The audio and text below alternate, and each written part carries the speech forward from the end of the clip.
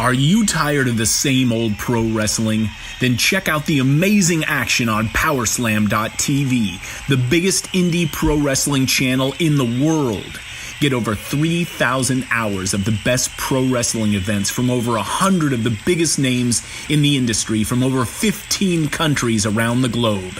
Get your free trial today at Powerslam.tv. The following is brought to you by the Social Suplex Podcast Network. Hey, this is Chris Charlton, author of Eggshells Pro Wrestling in the Tokyo Dome, and you're listening to Keeping It Strong Style. Yo, this is Rich Latta from One Nation Radio. This is brought to you by the Social Suplex Podcast Network. We present to you the Ace of Podcasts, Keeping It Strong Style. Let's go. It's the Ace of Podcasts, Keeping It Strong Style. Covering New Japan, they ready to hold it down. Jeremy Donovan and the young boy Josh. Come and hit a job out and bury all the frauds. From the Tokyo Dome over to the G1. Social Suplex is the network where we can get it done. I'ma chill and let them have it, cause this is just an intro. Keeping it strong style, 6 stars from the get-go, boy. Yeah, from Tampa Bay to the Tokyo Dome, this is Keeping It Strong Style with your hosts, Jeremy Donovan and the young boy Joshua Smith. And thank you for listening. Welcome to Keeping It Strong Style, the ace of podcasts on the Social Suplex Podcast Network. Jeremy Donovan here, joined by the young boy Josh Smith. On today's show, we'll be reviewing the World Tag League Finals as well as covering all the latest news in the world of New Japan Pro Wrestling. You can support our show by subscribing to the Social Suplex Podcast Network on the podcast app of your choice and leaving a rating and review. You can also get all the podcasts and columns at socialsuplex.com. Go to socialsuplex.com/subscribe to sign up to get all the podcasts and columns delivered directly to your email inbox. Also, make sure to check out our friends at Powerslam.tv. They have a great deal for all the Social Suplex fans out there. This is a hot new streaming service with over 4,000 hours of independent wrestling from all across the world.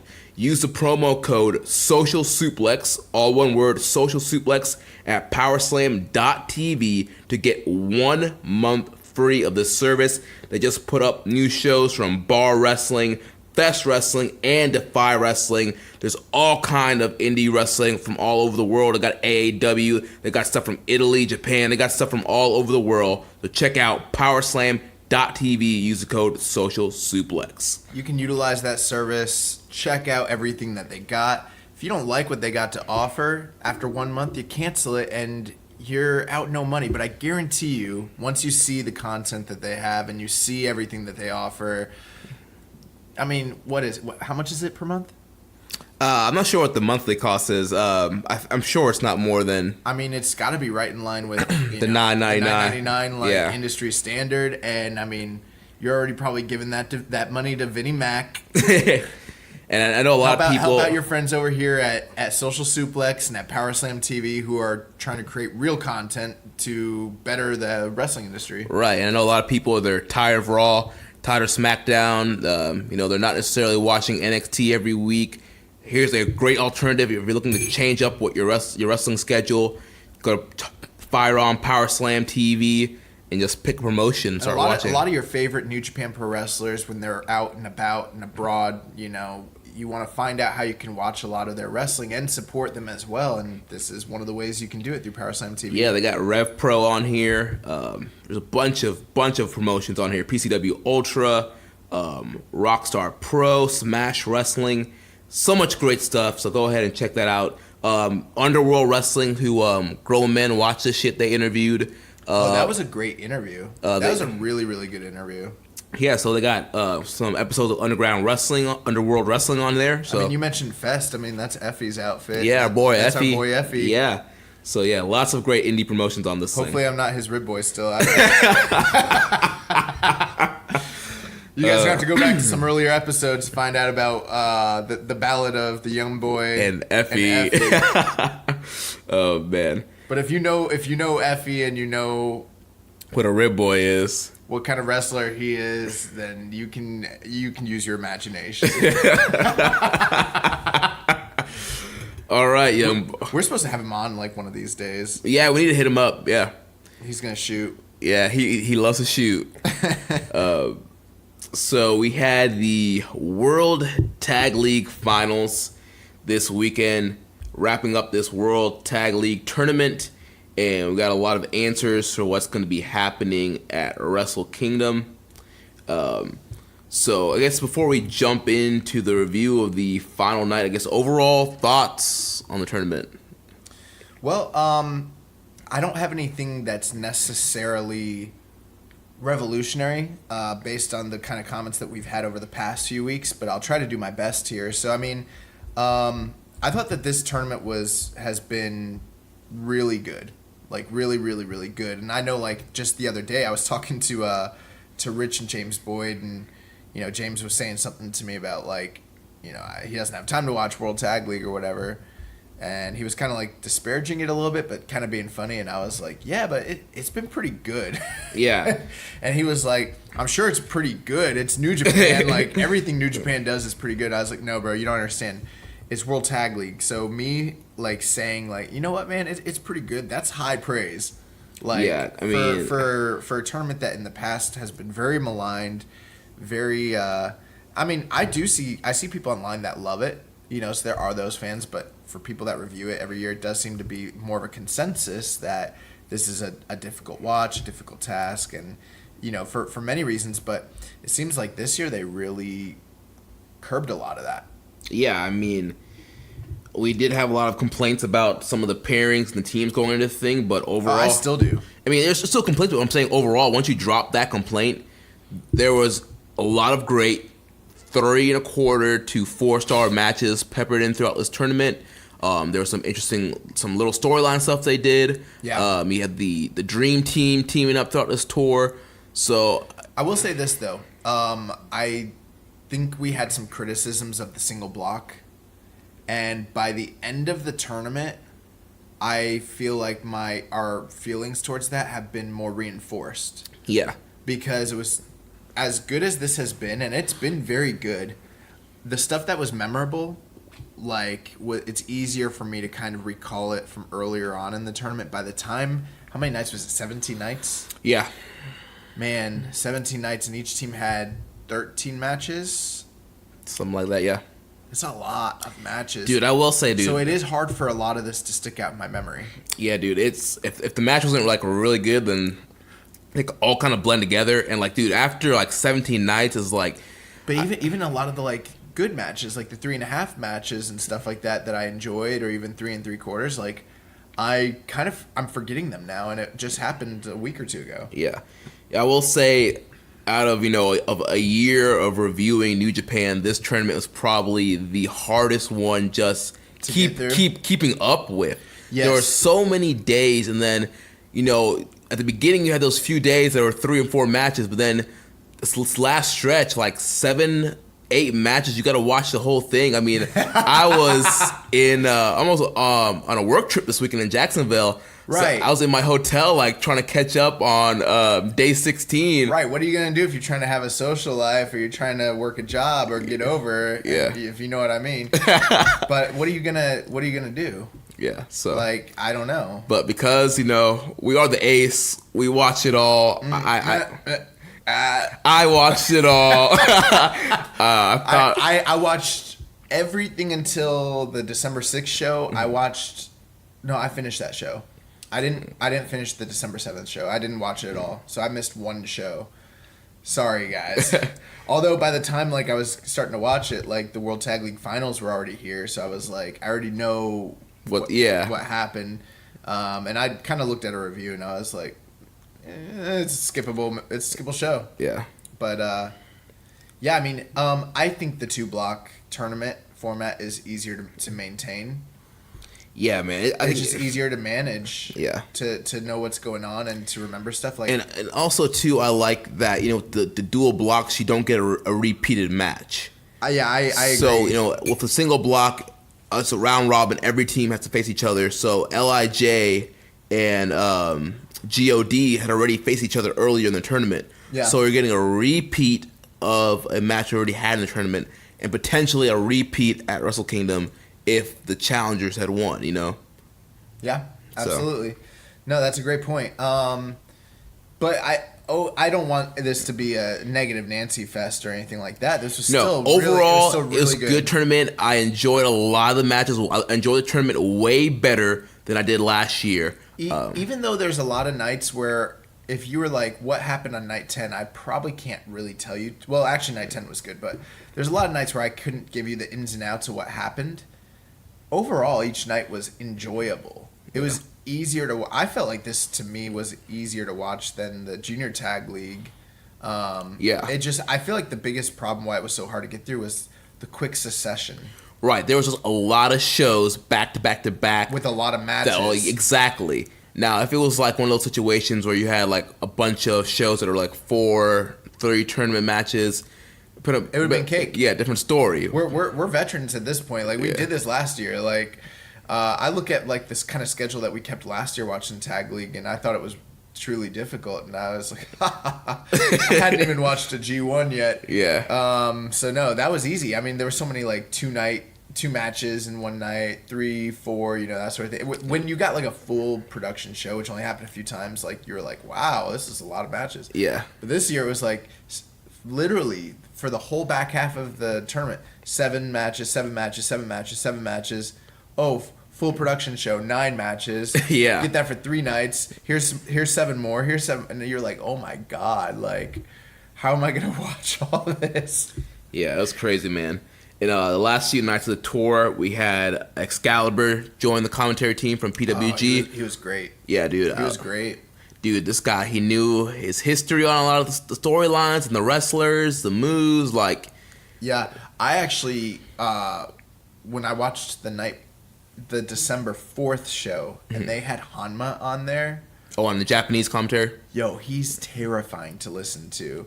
Yeah, like, his voice, yeah. Bro, I never want to listen to Japanese commentary with Hanma on the mic again. It's literally like the stuff that nightmares are made out of. He reminds me of the Fawn from Pan's Labyrinth. Like, he's scary as heck, dude. Dude. But yeah, I thought it sounded... I'm like, oh my god. Like, who's listening to this? This is a family show, sir. But yeah, I thought Excalibur was great, and I think he's a great guy to get in there if Don Callis can't make it or Rocky Romero's managing. Well, we got some news, about a potential LA show, and there's a little connection. It might kind of explain why Excalibur's kind of doing shows here, so there might be a connection there with PWG. We'll get into that later, but I thought that Excalibur was excellent. Yeah, he was great, yeah. Like, it's been a long time. And you know what? As much as we love Don Callis, and he's the best, he was not this good when he first started with New Japan. And I don't know too many guys that ever have been. Kevin Kelly definitely wasn't. Very, very few people, like, just take to it like a duck to water. But, man. Excalibur just jumped right in there and felt like he was a part of the promotion from day one, yeah. I was literally going to say the exact same thing. Like, he was excellent. I hope he comes back, man. Like, I hope that someone's listening and, like, is like, yeah, the fans dig this guy. Yo, Rocky, we know you're listening. Bring back Excalibur. I liked the finals night when it was him and Rocky and Kevin Kelly. I thought that they had a good 3-man booth. Yeah, it was good stuff. So let's start breaking down this final show. So first match of the night, we had the New Japan dads, Tenzan, Kojima, Nagata, and Nakanishi taking on Togi Makabe, Toa Hanare, Ayato Yoshida, and Shota Umino in the opener. What do you think about this one? It was good. I thought it was interesting how at the end of the match that it feels like maybe someone was listening to us at one point, because I did say, I was like, down the road, what if we got a tag team between Nagata and Kojima and Kevin Kelly mentioned that, yeah. From like a kayfabe standpoint, that seems kind of ridiculous, obviously, but like, given that where all these stars are at this point in their careers, it's not that crazy. But I just want to, like, put it out there. Like, I definitely said that at the beginning of this tournament. Like, yo, I hope that someday they do this. Yeah, we mentioned it a couple times throughout this tournament. So yeah, somebody's out there is listening. But yeah, I thought this was a fun, solid opener. Pretty much, it's what you expect in your opening match when you got New Japan dads and Young Lions. The Young Lions want to prove themselves, Umino and Yoshida, and try to step to the New Japan dads and eventually get mowed down by the New Japan dads. And this one ended with Kojima hitting the Koji cutter on Yoshida and hitting him with a lariat and getting the pinfall there. And yeah, I thought everybody looked good and everybody got their stuff in. So, I mean, it wasn't anything like that blew you away, but I do enjoy at the end of the tag league where these guys who are in different tag teams kind of get a chance to show up on the final show and do like a big multi-man match like that. And usually they'll play in a bit to some of the stories that were developed over time during the, throughout the tournament, that sort of thing. Yeah. But this was at the same time like the guys that probably had the weakest tournament. Yeah. From a kayfabe and point standpoint. So it's, probably good that they're all curtain jerking together basically. Yeah, I also thought it was, they kind of told an interesting story about Yoshida and Umino not having any chemistry, and that being one of the main reasons why they lost all the matches in the tournament. Yeah. I thought it was very interesting. I think they're going to continue this story, this rivalry of Yoshida and Umino, and we're going to get some more one-on-one matches from those guys. I thought it was interesting one of the nights where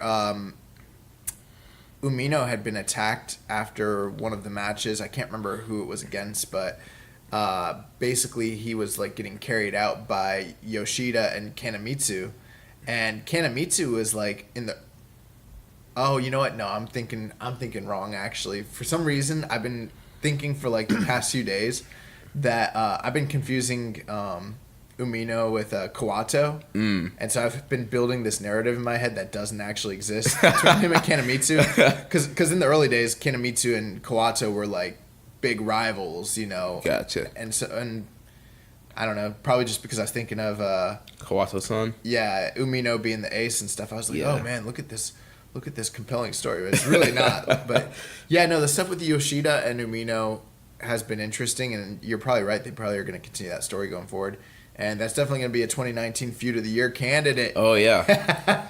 Probably not. Hey, it could be if they have 15 matches.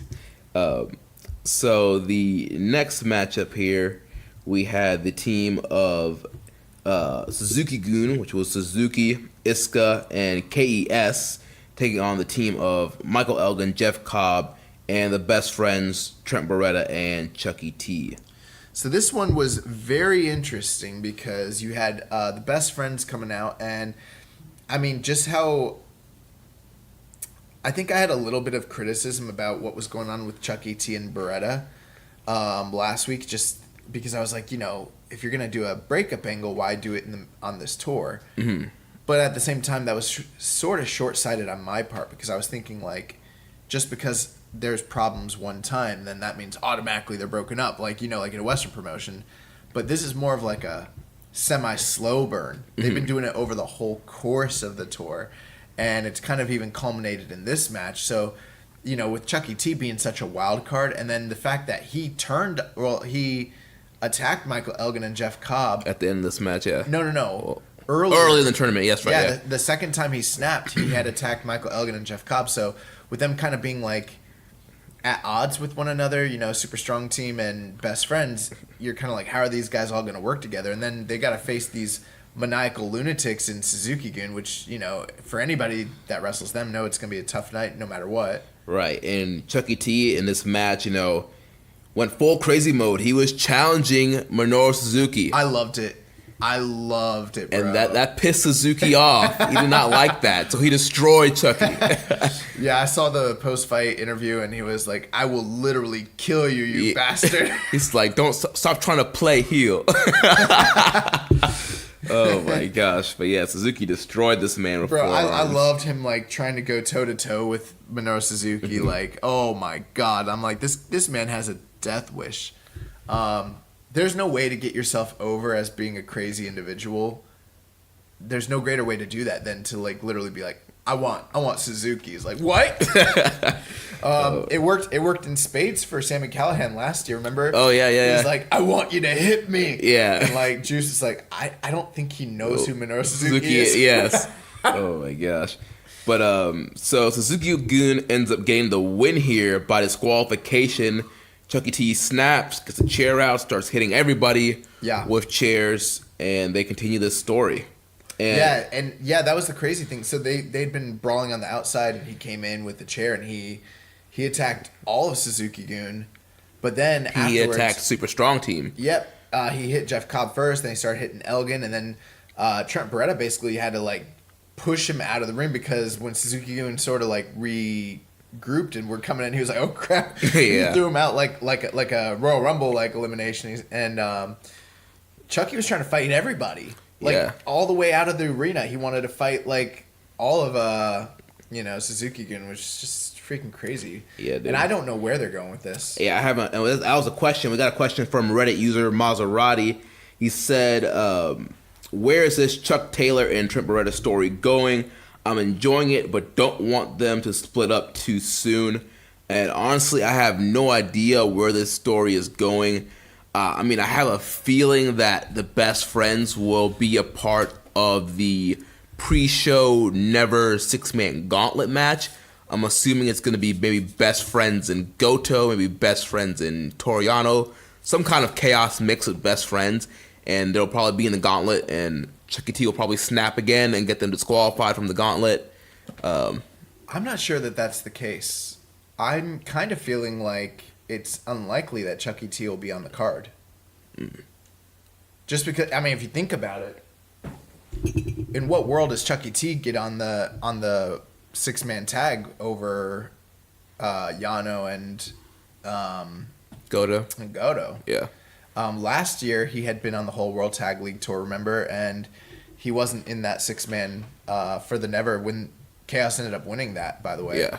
So I think it's possible. It's not like totally unlikely, but they could do 2 Chaos teams potentially. With who else? You could do Rocky and the Best Friends, and then you do Goto, Yano.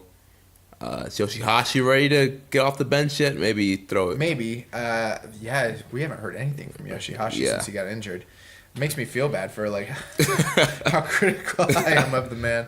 But that's a possibility. Yeah. But I still feel like he won't be on the. I feel like he won't be. The one thing I'm looking forward to the most in the story is seeing what they do on Ring of Honor TV. I want to see if Ring of Honor is going to keep the story going. Since these guys, they are one of the top teams in Ring of Honor. They will be at the Final Battle TV tapings. So I'm interested to see if the story is going to continue there. I'm not a big fan of them blowing it off on Ring of Honor television if that's what ends up happening. I have no problem with them,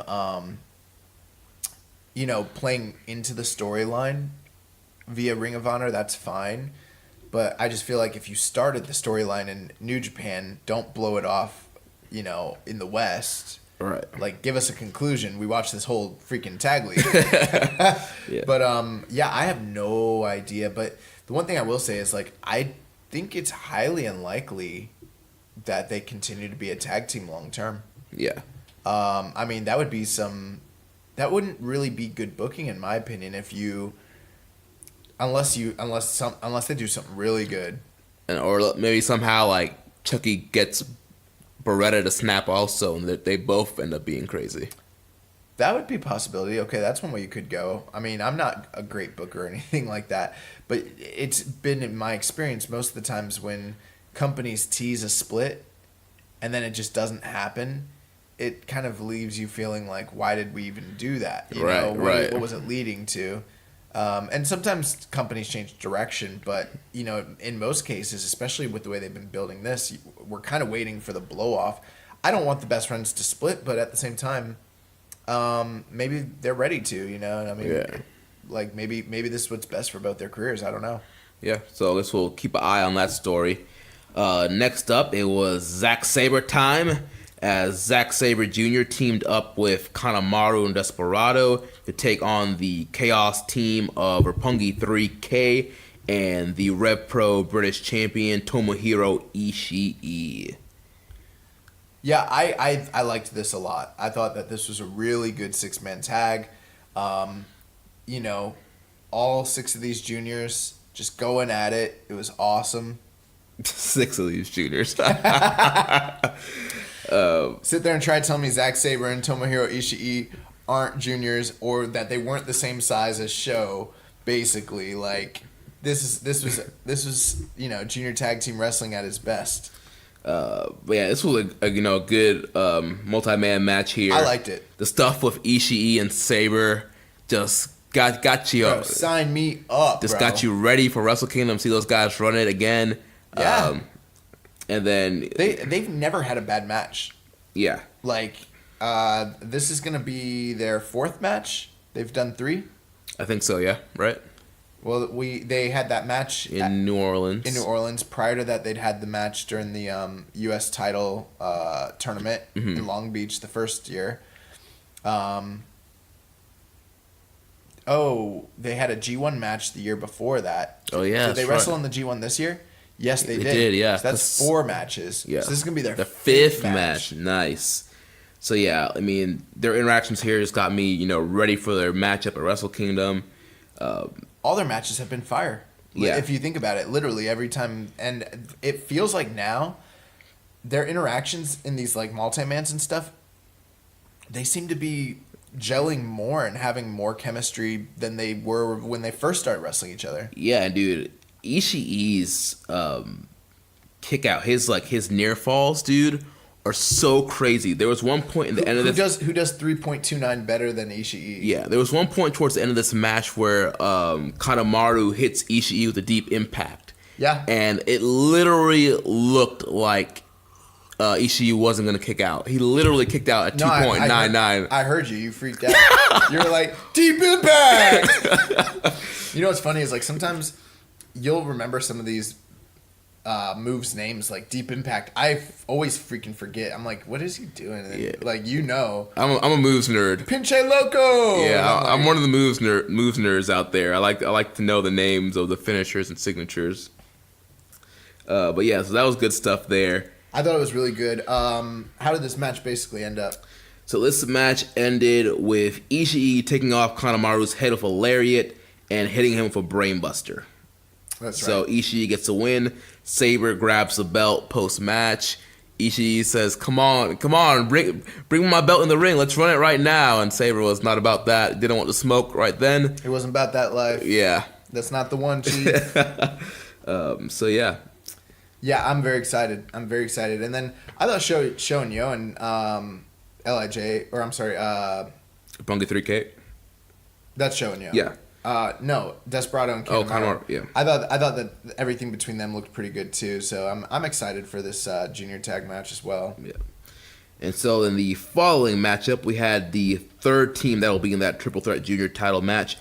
Bushi and Shingo Takagi, they teamed up with Tetsuya Naito to take on the Bullet Club Elite team of Hangman Page, Yujiro Takahashi, and Chase Owens. This was really good too. This was like the Chase show, man. Yeah, dude. We always put over how well LIJ works together. Well, I think, this team of Hangman, Yujiro, and Chase Owens worked really well together in this match. But like you mentioned, Chase was the shining star in this match. He was just doing all kinds of cool stuff. There was this one move, I'm not even sure how to exactly to describe it, but he had both Bushi and Shingo, and he did this rock bottom reverse DDT thing where he hit one with the reverse DDT, but then he rock bottomed the other guy on top of the other guy as he was doing the reverse DDT. It's really hard to picture it with me explaining it. So really, because it seems like you're doing a perfect job. I can see exactly in my mind's eye. But if you don't know what I'm talking about, go back and watch this match. It was an awesome move, and I popped for it because I was like, how did he do that? Logistically, I just don't know how he even thought about doing that. How hard did you pop? Oh man! Tell the good people out there in listener land. Oh man, it was huge. It was pretty big. But yeah, Chase was just killing it in this match. Chase was awesome in this match, bro. Like, I know that I'm always marking out over Chase. Like, sometimes I do feel like, and I know that, listen, I know there's some listeners out there, maybe there's not. I do wonder, like, sometimes I wonder, like, if, because, like, what I'm about to bring up is, like, you know, I know there's people out there that, like, love Tai Chi. You know what I mean? Mm-hmm. And, like, we don't really love Tai Chi. And I wonder, like, how many of our viewers or, like, listeners are that type of, like, New Japan fan. You know what I mean? Like, if like, our personalities, like, piss them off and, like, turn them off because we don't, like, love the guys that they love. You know what I mean? Mm-hmm. But I do wonder, like, I watched a guy, and I'm going to criticize him a little bit, but I do watch, like, and we'll talk about Tai Chi later in the show, but I watch a guy like Tai Chi who is consistently getting all this love and all this underground, like, you know, shine from all these wrestling fans. But then, like, I'm over here looking at Chase Owens, and, like, this guy can go better than, like, 90% of the roster. Like, he's just incredible. And I feel like sometimes I'm alone, you know? It's lonely being a Chase Owens, like, mark so hard. I mean, I love Chase Owens, too. Yeah, I really. Yeah, you go hard, but I mean, I think Chase is great. Yeah, but like, yes, he is. He's definitely underutilized. He's a great hand, and like we mentioned last week, that question about who can benefit from going down to junior. I think if Chase, like, cut that extra weight he has on him, trim down, chisel up, and get back into junior shape, I think he would get a huge push as a junior again. I wonder, though. I don't know. That's possibly, and with some changes that are going to potentially take place in the junior division this next year, maybe that'll open up a spot. But I don't know. He seems pretty comfortable the way he is. Yeah. You know, I don't know if that's, like, his aspiration, but wouldn't be the worst, like, career move. But right. He's just excellent, man. And, like, yeah, in matches like this, he just shines. And I mean, that's hard to do when you got Shingo in there, you got Naito in there, you got Hangman Page, yes. Like, this, yeah, it's a really good collection. I thought this was a very fun match with a lot of talented guys. We also had a no limit showdown in this match with former partners Naito and Yujiro. They had a little face off in the opening of this match, so that was kind of cool to see a little throwback there. But overall, towards the end of this match, we have it's Owens and Naito left in the ring. Owens counters the Destino, but he gets hit with an Enziguri. Then Naito hits the Destino and gets the win for LIJ. And then we move on to another 6-man tag. We have the Chaos team of Kazuchika Okada, Toru Yano, teaming up with Kushida, not a member of Chaos, but joining this team here, taking on the Bullet Club team of Switchblade Jay White, Bad Luck Fale, and Taiji Ishimori.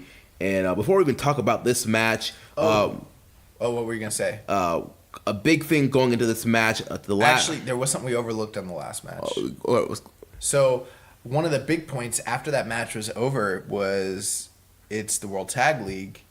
It's the World Tag League Finals. We're a few weeks away from Wrestle Kingdom. Naito's in this big match. No Jericho.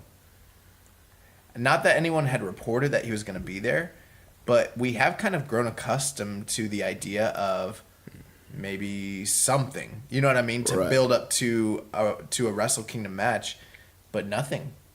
And I mean, basically the last word we got from Jericho was on Twitter where he's like, I'm not going to do the match. Well, yeah, he's been saying that. Yeah, he's been doing interviews and tweets. I'm not, this match is not happening. Like, New Japan can say the match is happening, they can promote the match, but I'm not coming to Tokyo, the match is not happening. I think a lot of people were, to some extent, expecting something, though, just because he's been saying that, but now this is the last big show before Wrestle Kingdom, and last year we got that amazing angle where he attacked Kenny Omega. Fukuoka is Jericho. Yeah, Fukuoka is Jericho.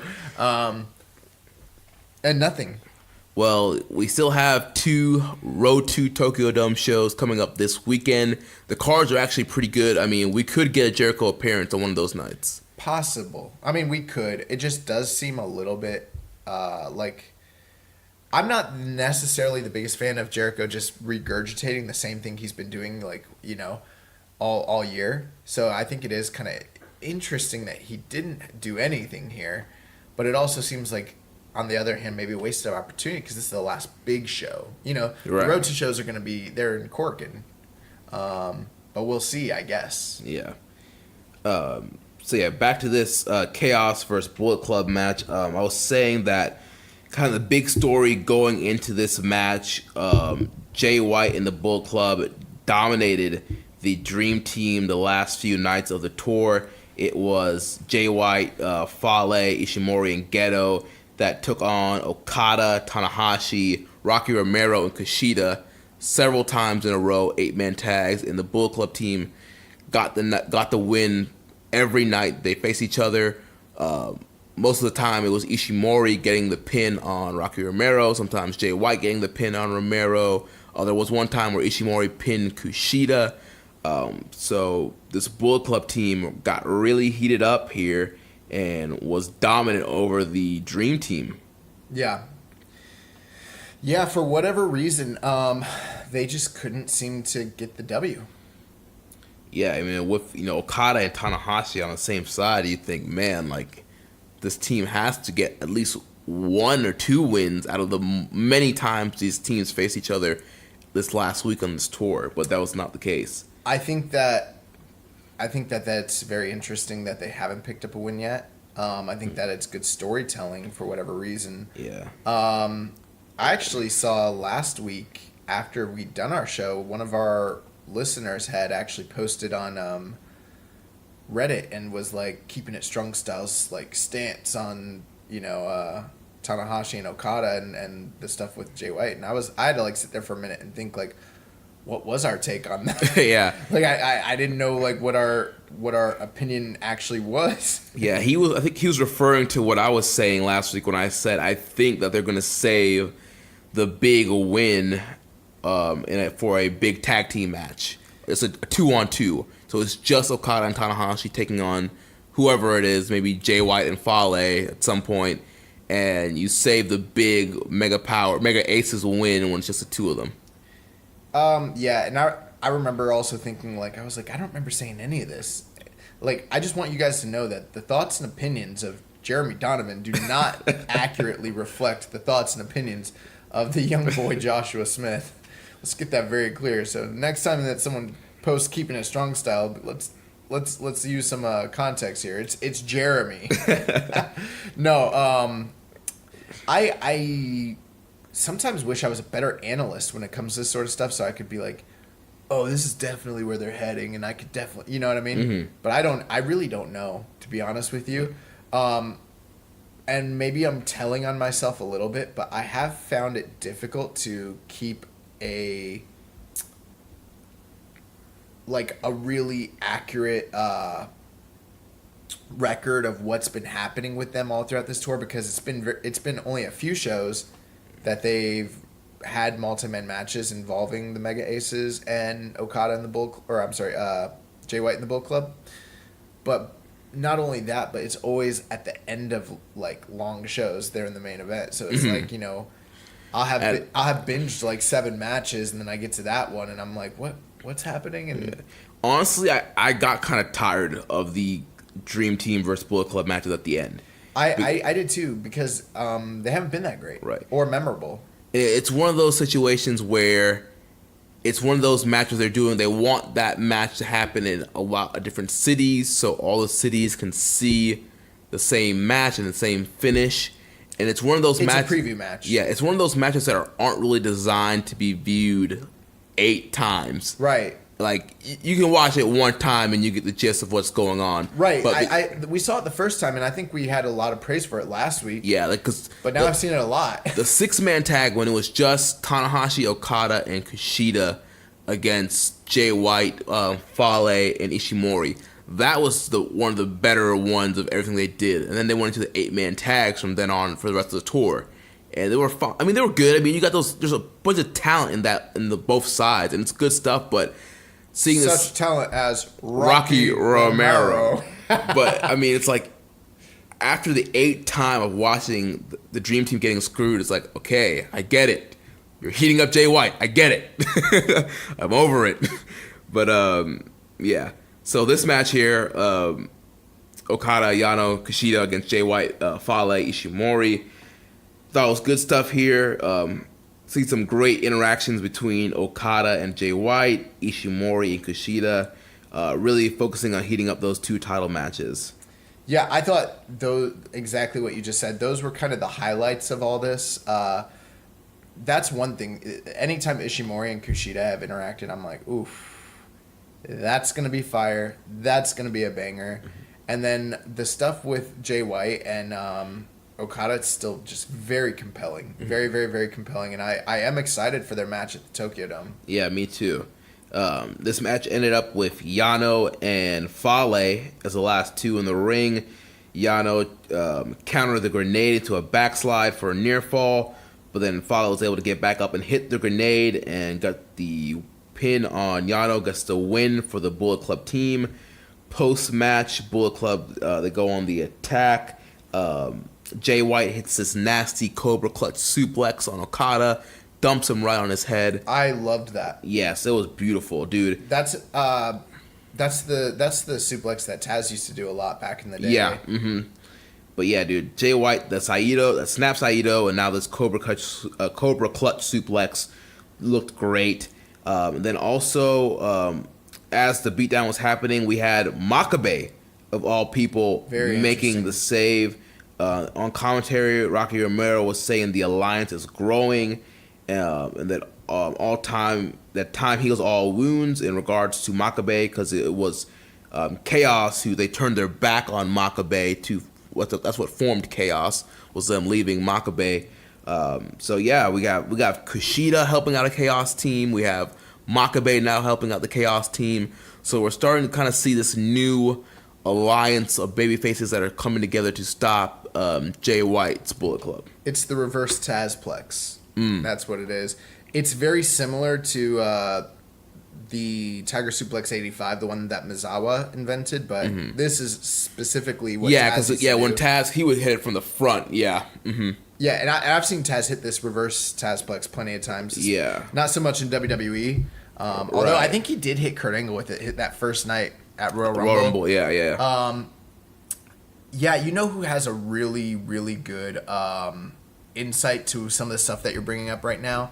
Our good friend of the show, Amy at Phoenix NJPW, she has a look back at Great Bash Heel's history and how that kind of plays into what's going on with the storyline with Chaos and, you know, kind of like Sekigun interacting with one another during the Bullet Club.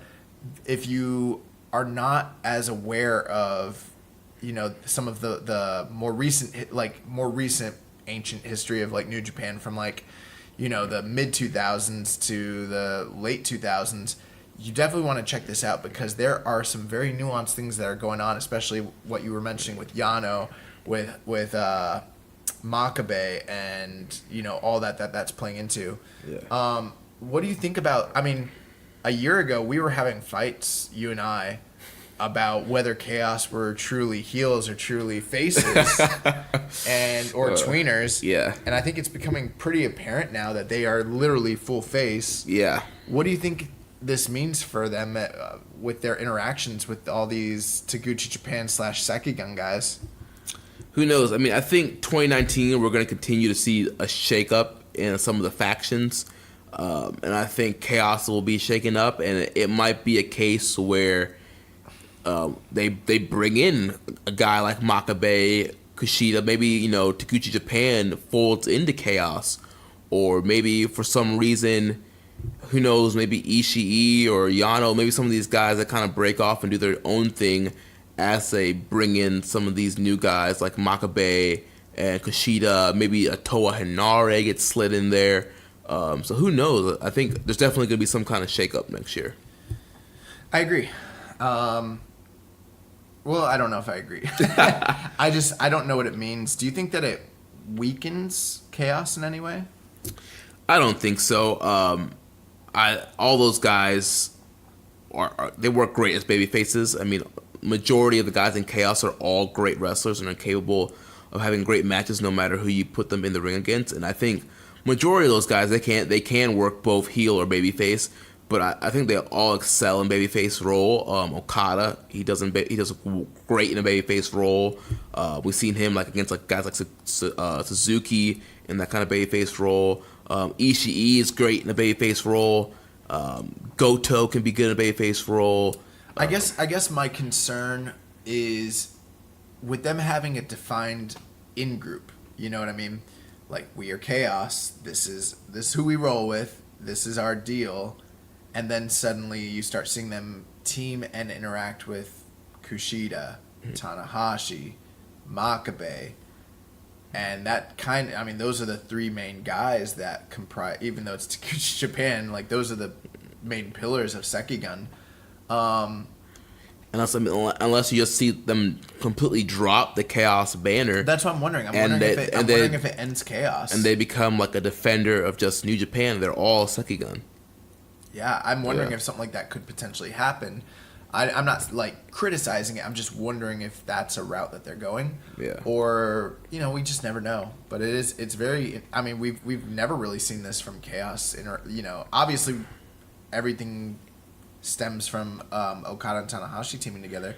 I know we got to move on, but I do want to mention this. So there's a lot of interest right now from fans of New Japan in the ongoing storyline with Okada and Tanahashi. And I feel like last week we kind of touched on it, but we didn't really say what we thought all this was leading to. And I think most of it for me is I'm just so focused on Wrestle Kingdom and the Wrestle Kingdom main events and the grudge matches and stuff. And I think it's interesting how it almost seems that there's a subsect of fans that are paying more attention to what's going on with Okada and Tanahashi as a team than Tanahashi and Omega or Okada and Jay White. And it's interesting how that kind of, you sometimes you think that these guys are done or whatever, or their rivalry's done, but here we are in 2018 going into 2019, and for some of the fans, it's the most compelling thing in the whole company is Tanahashi and Okada, what this means for them and their rivalry and what, going forward. I think that's interesting, and I just don't know I still don't know what it means. And I know you had mentioned that you think it's leading to a big tag team match with them. But I'm wondering if it's leading to an actual partnership or a split and another chapter to their long, rivalry. Yeah, I mean, I think it's definitely going to play somewhat in their rivalry, and I think we're going to get a big tag team match and eventually another one last big one-on-one match. That's how you see it? Yeah. I don't know, man. I just don't know because I'm trying to figure out with how everything is playing out with Wrestle Kingdom, how things are going to continue between them, and I'm New Japan Cup is coming up, and then you got Dominion, and I'm just when does this stuff play out? And don't forget you got the MSG show, New Beginnings coming up. Right. There's so many potential for what they can be doing. But I'm more wondering not so much about a match.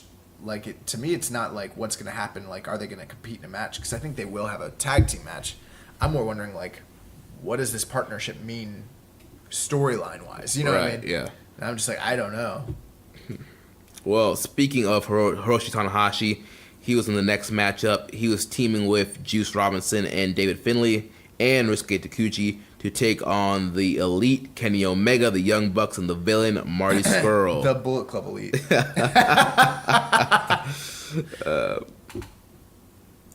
So this was another good matchup. It was kind of started off as a comedy match. There was a lot of the Taguchi Japan spots, the third base coach gimmick, running into Taguchi's ass. You had the Elite kind of doing some of their comedy spots, grabbing the both feet, you put it down kind of thing. And it's kind of the overselling of stuff with Kenny and Marty and the Bucks, what they do sometimes in the comedy matches. But after the comedy was over, this match kind of kicked into a faster gear, and there was some solid action here. They got a lot of time at 13 minutes. It was one of the longer multi-man matches. If you look at the talent that was in this match, there's no way that this could have been anything but good, and it was good. But to me, I didn't find it to be very compelling. And I thought that was a little problematic in my personal opinion because, and maybe I'm wrong. Maybe I don't know. I was pretty delirious. I was pretty sick last night. But when Kenny and Tanahashi were interacting in those tag matches, when was that? Road to Power Struggle? Yeah. That was great. Here, it didn't seem to have this. It didn't like land the same way for me. Am I wrong in that? Yeah, I mean, it almost like it wasn't like a huge focus in the match. No, it didn't feel like it was about them at all. Like it was, but it wasn't. Right. Like it was because they're facing each other, but it wasn't like they went out of their way to like really. I mean, they had some good interactions here, and like Tanahashi showed he can counter the V trigger. Yes. Which kind of annoyed me a little bit. Oh my God. Got heat with me. You don't block the V trigger, pal. You take that like a man. Yeah. But yeah, it wasn't like a heavy. Like I feel like the other previous multi-man matches did a better job of emphasizing the rivalries within the match. And here, this was almost like it was just a match, you know? I did see a match from 1986 on the WWE Network where it was Jake the Snake Roberts from the Boston Garden taking on Ricky Steamboat. And the tail of the match was Ricky kept trying to chop Jake Roberts. So Jake would put his arms like this, like in a cross, like one forearm over the other forearm, and hold it up over his face. And every single time he tried to chop him, he would block it. And I was like, that is so freaking brilliant. like he's a freaking pro boxer just like blocking chops. And I was like, what if someone tried to like block V triggers like that, you know? And I had thought about that at the time, and I was like, do you think eventually like you could tell an awesome story of someone like trying to utilize their arms, then eventually like their guard getting broken, yeah, and then they can't like, and then they're defenseless, like yeah, that feels like such like a Hiroshi Tanahashi sort of story. And I'm wondering like once we saw him like block that, I was like, yeah, you could do that once, but can you do that 30 times?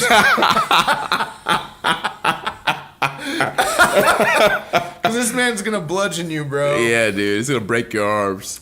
So the finish of this match came down to that V-trigger. Kenny was able to finally hit the V-trigger on Tanahashi, which allowed the Young Bucks to hit the Indie Taker on Taguchi. So the Elite gets the win here, and Kenny gets the momentum going into the Dome. Well, that's good. I'm glad he showed up. Oh, man. Next up, we had the number one contendership for the Never Openweight title. Will Ospreay returning from injury, taking on the former champion Taichi. So we got word that this match was happening the day before, was it? Yeah. It was that Friday, later on the day after that day 16 had dropped. Yeah, we're just like chilling, and then they're like, oh, by the way, here's the full card. Here's the full card. Ospreay and Taichi. Like, we were gonna do a prediction column. We're trying to do one for every single major show throughout the year. But like, dude, if you get like these guys keep dropping it like the day before, like it's impossible. Yeah. Trying to reach out to my dogs Wilfred and Amy and Pro Reserve Road, and like can't. Yeah, man. But this at the same time, I was very excited to see Will Ospreay return. Very excited. And very excited that this was a number one contendership for the Never title. Because, we've been wanting and dying for Ospreay versus Ibushi. And we know the original plans were for Ospreay to win the Never title from Taichi and then have Ibushi challenge. We don't know that. How do we know that? You've been talking to Gato? I got sources. And so we know. Yeah. But that'd be some Fed Defense Squad. Y'all know. Some Fed Defense Squad sort of stuff. Like, man, just because Dave said it. But, clearly, all signs are pointing that direction. Yeah, very clearly. Yeah. Give me Ibushi. But, Ospreay had the rib injury, and so plans changed a little bit. They put the belt on Goto, and Ospreay was able to be back in time for this number one contendership match. And we get the Ospreay-Taichi match here. And I have to say, this is probably one of Taichi's best match of this year. Okay, so I'm trying to figure out how I want to phrase this.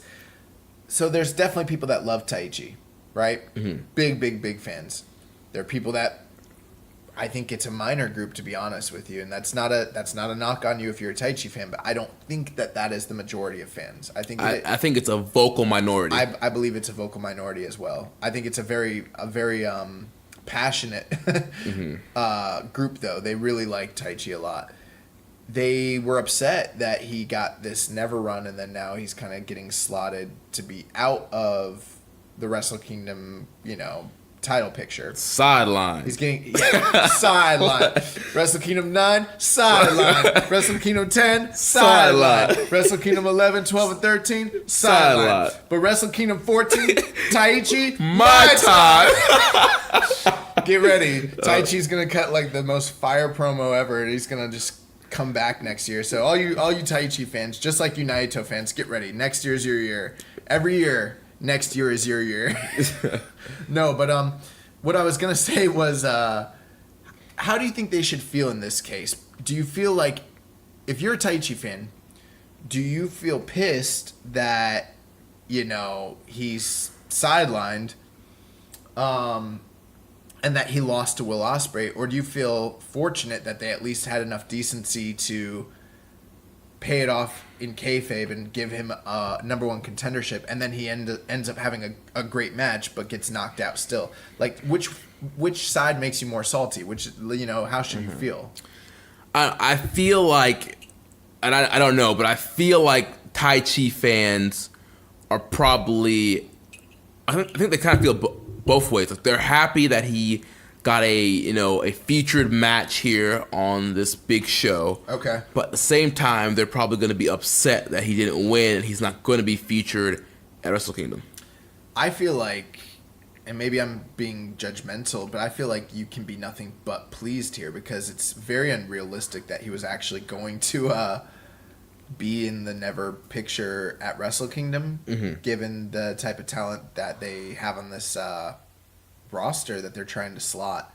So I feel like you can be nothing but happy with this, because this did nothing but favors for him as a performer. Yeah, I mean, like, this was one of the best performances he's ever had in his whole career, and it was a great match. Yeah, dude, he was the ultimate heel in this match. Before the bell rang, he attacked Ospreay's injured ribs with the microphone stand, and then he worked over the injured ribs the whole match, and was just this bully, just a douchebag through this whole match, and got simpy on Will Ospreay. Bro, you know why I love this match? Why? Selling. Psychology. Storytelling. It was great. And yeah, a lot of people, all those Ospreay haters say, oh, Ospreay, all he does is flip and, lay on his head, doesn't know how to sell.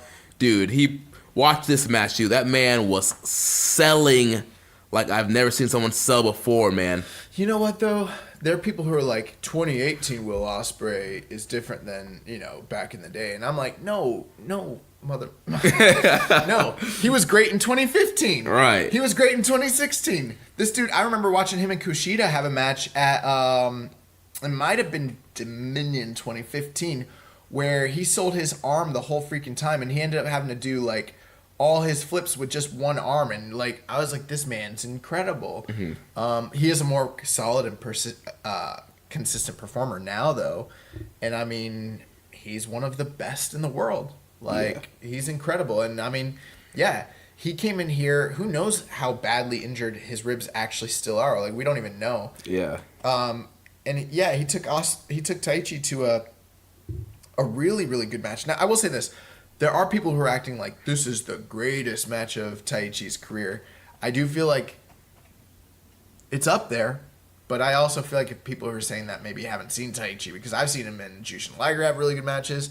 I've seen him and Taka Michinoku have really good matches.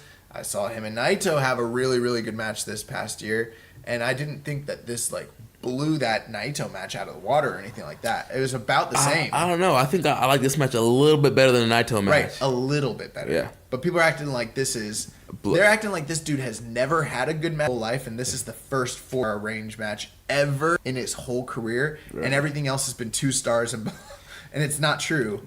Like, the thing with Taichi is when he wants to go, he can go. Mm-hmm. And then sometimes you get him and Goto. And that's why I hate Taichi so much. Like, I'll acknowledge he can go sometimes, but like for people act like he just is total trash, and he's not. Yeah, well, he's going in this match, and he's very vicious with a lot of his kicks and his strikes. Like I mentioned, just being like the ultimate bully here. This is what I'm gonna call big match Taichi. Yes, there we go. Yeah, big match Taichi. He was great, and him and then I liked the fact that he was using his size against Will Ospreay quite a bit. And like kind of like telling the story with that and just doing every heelish like dick thing that he could do to get over. Highlight for me was when Ospreay goes for the shooting star. Taichi gets the knees up into the injured ribs and pulls the Gato clutch for the near fall. Had me there. Every time he does the Gato clutch, he gets me, bro. Right. Every time. And he did win some matches in the tag league with the Gato clutch. So he showed that it can win matches. And this was going down late in the match. Injured ribs. Pulled that Gato clutch off. I was like... Yeah, and then as soon as Ospreay kicked out, he followed it up with a huge lariat. And I was like, oh my God. And then he went for the last ride. And I was like starting to think like oh my God, is Ospreay gonna lose? I was like, maybe he's like still injured and like this is just like to blow it off. Yeah. But not so. No. Yeah. He fought out of the last ride. He ends up getting hits a destroyer on Taichi. Goes for the Stormbreaker. Gets a Spanish fly, super kick, Stormbreaker, and finally he defeats Taichi at 17 minutes and 20 seconds. Great match. Would you say match of the night? Yeah. Really good stuff. And following that, we had the Never Openweight Championship match with the champion, Hiroki Goto, defending the title against the Golden Star Kota Ibushi. And this was another great matchup here. I will say... I don't think this is the best Goto Ibushi match I've ever seen. No. I feel like the pace was... I felt like it was really slow compared to some of their previous matches. And I feel like the finish kind of came out of nowhere. Yeah, I agree. I thought it was still pretty good, though. Yeah, I mean, those are the few criticisms I have. Overall, I still thought it was a good match. But here's the difference. It's about... pretty close to the match that we saw before it. They're both in the near 4-star range-ish area. But we're sitting here praising Taichi and Ospreay because they over-delivered. And you're sitting here kind of criticizing Goto and Ibushi because it's Goto and Ibushi. And how is that not match of the night? Right. How is Ospreay and Taichi better than Goto and Kota Ibushi? That's not... like, that shouldn't ever be the case. It's Goto and Ibushi... This should be definitely over 4 stars. Like it should be close to 4.5, like minimum. Like it should be a freaking war. And I thought it was good, but not great. Yeah. And Bushi, he had Kenny Omega out there in his corner in this big title match. There was a lot of great strikes in this match. Goto was kind of working over the storied injured neck of Ibushi in this matchup. A lot of headbutts in this match. There was one part where Ibushi was behind Goto and just headbutted him right in the back of the head. That was a pretty crazy spot. And Goto did I guess you want to call it a Kamigoye headbutt where he had Ibushi's wrist and headbutted him. But then Ibushi kind of returned the favor to him, did the same thing later on in the match. Yeah, it did seem like exactly what you said. It was kind of plotting and things like that. And then towards the end, they just started really heating things up and hitting each other with all these big... it was a bunch of awesome striking exchanges. And then the Kamigoye came out of nowhere. It was knee strike, headbutt, Kamigoye, 1, 2, 3. And I was like, what? Yeah, it happened and I was like, wait. And they wrestled a 17-minute match, so it's not like I'm complaining about the time. But you didn't have that feeling like this was going to be the end, and it did feel a little bit flat for me when it finally happened. I was glad for Kota Ibushi. you know, at first when I saw it, I was like, this is his first title win. And then I was like, except for, you know, all those junior titles, you know. And it is, but it feels like it's been forever since he's held gold in New Japan Pro Wrestling. You know, so, you know, that's great. Congratulations to him. But it does kind of suck for Goto. Yeah. It does kind of suck for Goto. Hiroki Goto, sidelined. Post-match, Will Ospreay comes down to make the challenge. He says this is a dream match we've been waiting for, and challenges Ibushi for a match at Wrestle Kingdom 13. Ibushi smiles, gives him the handshake, and the match is official. Will Ospreay versus Kota Ibushi for the never openweight title, Wrestle Kingdom 13. I did see Striga on Twitter. He tweeted out a response from Kota Ibushi in regards to this, and he's like, every time I watch Will, it's like I'm watching myself from 10 years ago. He's like, can I go back in time 10 years? Can I really face myself? And I'm like, why is this man always posting these weird cryptic, like poetic, yeah, like deep, like emotional. But I don't know if they really are like that deep. They just sound weird. Like that kid in like high school who wanted to be like a poet, but he sucks at poetry, so he's trying to like wax philosophically, but he's really not that good at it. Yeah. Everyone's just like, all right. But I mean, I don't know. I've seen people that have criticized the build to this match because they're like, they kind of feel like the whole division just got uprooted in favor for two guys that were not in the division whatsoever this entire year, just so that it could be a showcase bout with the title on the line at Wrestle Kingdom. And I kind of empathize with that sentiment, but then there's this other part of me that's like, it's Ibushi and Ospreay, exactly. And I've been waiting like 4 years for this to happen. Like ever since like they teased it in Evolve all those years ago, like this has been supposed to have happened so many times, and it never has. And we saw a tease in New Orleans at that Rev Pro show and that multi-man match they had. So yeah, man, we've been waiting for this for a long time, and it's finally happening. We have a question from Twitter user, our buddy at LOP at Sir_Samuel. Sir Samuel, what's up? We're supposed to be on his show, aren't we? At some point. I think we were supposed to be on Perfect 10. I think, Perfect 10. But Sir Sam should have us on too. But he asked, put us over, brother. He asked, what is the over/under for the number of flips in the Ibushi versus Ospreay match? I'm not good at gambling. Like I'm not a gambler. What is that over/under? I'm not a gambling man either, but I'll say this: I'm expecting somewhere in the range of like 30 flips between offensive maneuvers and counters. I think that this has every potential to be a match of the year contender, and I'm very, very, very, I'm very excited. I have a lot of joy in my heart. All is right with the world. Yes, this is New Japan's Christmas gift to us.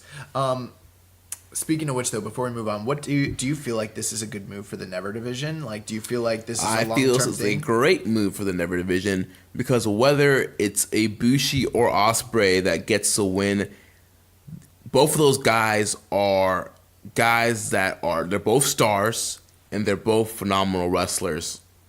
So if the belt on either one of those guys going into 2019, I feel like we're guaranteed higher profile Never matches throughout the year. The Never title being treated more of a higher priority in New Japan booking, and just it'll be more prestigious with these guys. You know, back in the day, it used to be the title that made the man, but I feel like nowadays it's the man that makes the title.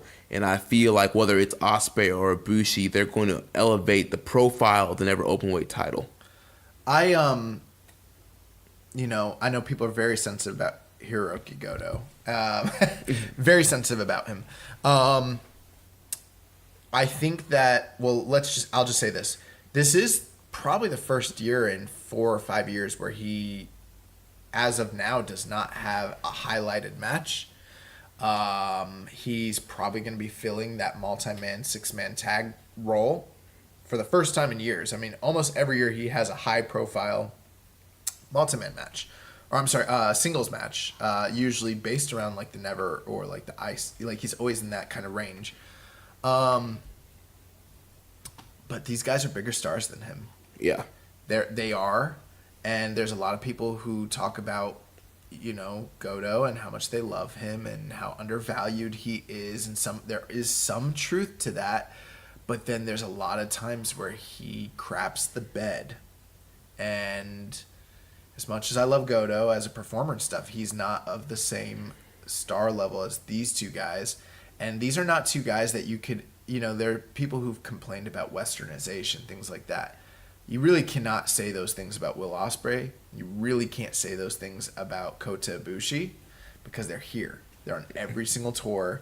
They're literally like New Japan guys at this point. You know what I mean? Yeah. I think you can criticize the booking of the Never division, but what kind of heights has the Never division been to with Goto at the helm? He's been at the top of this division for 2 years. Look at this past year.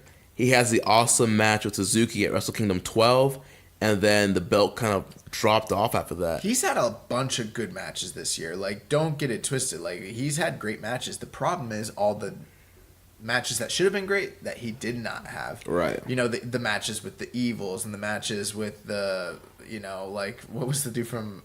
Bear City Bruiser. Bear City Bruiser. Like, as he had some very good G1 matches, but he had some very mediocre G1 matches, you know what I mean? And this just does not seem like a hungry guy to me. Yeah. You know what I mean? I feel like he's very complacent. That's what I feel like. I feel like he's complacent. I feel like he knows when he can turn on for what he does, but there's a reason why Ishii is featured in a major singles feud for the first time in all these years, and Goto's not. Yeah. I'm just going to say that. So yeah, and anyone who's like, well, they uprooted the Never title, the Never division. These guys weren't even part of this, and it's like, well, it wasn't that great with Goto at top. Right. It's been 2 years. It's time for something different. So I'm excited about this. Yeah, me too. Before we go on to the last match, there was a question I missed about Marty Scurll from our buddy Ben Schaefer, aka Jimmy Flips. Jimmy Flips. He says, Flip, Jimmy Flips. Man, that would have been a great team. Jimmy Flips and Flip Gordon. Oh man, would be the flippiest of the flippiest tag team. Yeah. What would the over be for flips with that tag team? Oh man, every match. Yeah, there'd be like 50 flips per match. So he said Marty is leaving the Elite to sign with WWE. Changed my mind. Why is he saying that? I don't know, but he wants us to change his mind into thinking that Marty is leaving. I've been reading some reports that is kind of the case, but I mean, is there something that people know that we don't know? The only thing I can really think about, his girlfriend Deonna Purrazzo is currently under NXT contract. Potentially, he wants to be in the same company as her. That's the only thing I can think of right now. I mean, I'd want to be in the same company as Deonna Purrazzo. Oh man, for Deonna, I'd risk it all. But no, I mean, yeah, I mean he signed the Ring of Honor extension. Yeah, that's what I was gonna say. He signed an extension. He's gonna be with them for an additional 6 months through June, basically. Right, and by the time that All Elite Wrestling is probably going to be announced January 1st from the teasers that we've been seeing in Being the Elite. So I would assume All Elite Wrestling will probably be up and running by the time his Ring of Honor contract is done. So I always have felt to some extent that Marty was one of the few guys that kind of, how do I put it? So Marty, how do I put this? Okay. When you think about the Elite, the top guys of the Elite, it's always the Bucks, Cody, and Omega. But arguably, Marty Scurll, maybe not so much lately, but for a long time on the independent scene, Marty was just as big of a star, if not bigger. I mean, look at the Film Club, like T-shirt sales and things like that. And he was already a big star before he joined the Bullet Club. You know what I mean? Right. He didn't need the Bullet Club to get over, but they definitely helped raise him to new heights. He has this whole gimmick. He's a single star already on his own, and he's kind of an established guy. So, yeah, if he did I wouldn't be surprised if he went to WWE. But I don't think it's, an open and shut thing the way that, like, you know, Ben's making it sound like. Yeah. It could be. I mean, I have a hard time really seeing him leaving the Elite right now. But you know, it's not like All In was Marty and them all doing it together. It was from what we understand, it was the Bucks and Cody and pretty much the Bucks and Cody and somewhat Omega. Like, those are the guys that kind of make the shots. Like, Marty is kind of an extended guy, kind of like the same way that Hangman is. The only thing is like, he's not a lower level guy the way Hangman is. He was already big on his own before he joined. Right. So yeah, I could see him, like, he has his own brand. I could see him branching off doing his own thing. But I mean, hey Ben, if you know something that we don't know about him going, I mean, we're in Tampa. If you've got connections, if you've been talking to some of the people over there at Full Sail, you know something I don't know, let us know. Yeah. So then we move on to the main event of the evening, the World Tag League 2018 final matchup to determine the World Tag League 2018 champions. We have the current IWGP Heavyweight Tag Team champions and 2/3 of the never open 6-man tag champions, Tama Tonga Tangaloa, representing Bullet Club, taking on Evil and Sonata from Los Ingobernables de Japón. A rematch of last year's World Tag League Finals.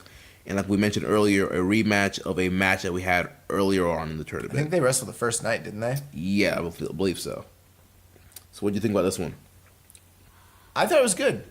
I've seen a lot of criticisms about it. I thought it was good. They wrestled for 27 minutes. Just a long match. Yeah, I felt like the match could have been a little bit shorter. Yeah, I agree. I agree. I also, though, at the same time, I really didn't dig their match from last year. Mm-hmm. And so I felt like this was an improvement over that match, honestly. Although I didn't think that this match was better than the night that the first match they had on night one, which was shorter and had a lot less drama and consequences behind it, which kind of is a little bit of a letdown because it's like we watched 17 nights to build towards this, and this is the finals of like a big tournament, and I don't know, man. It's just, it kind of left me lacking a little bit. Yeah.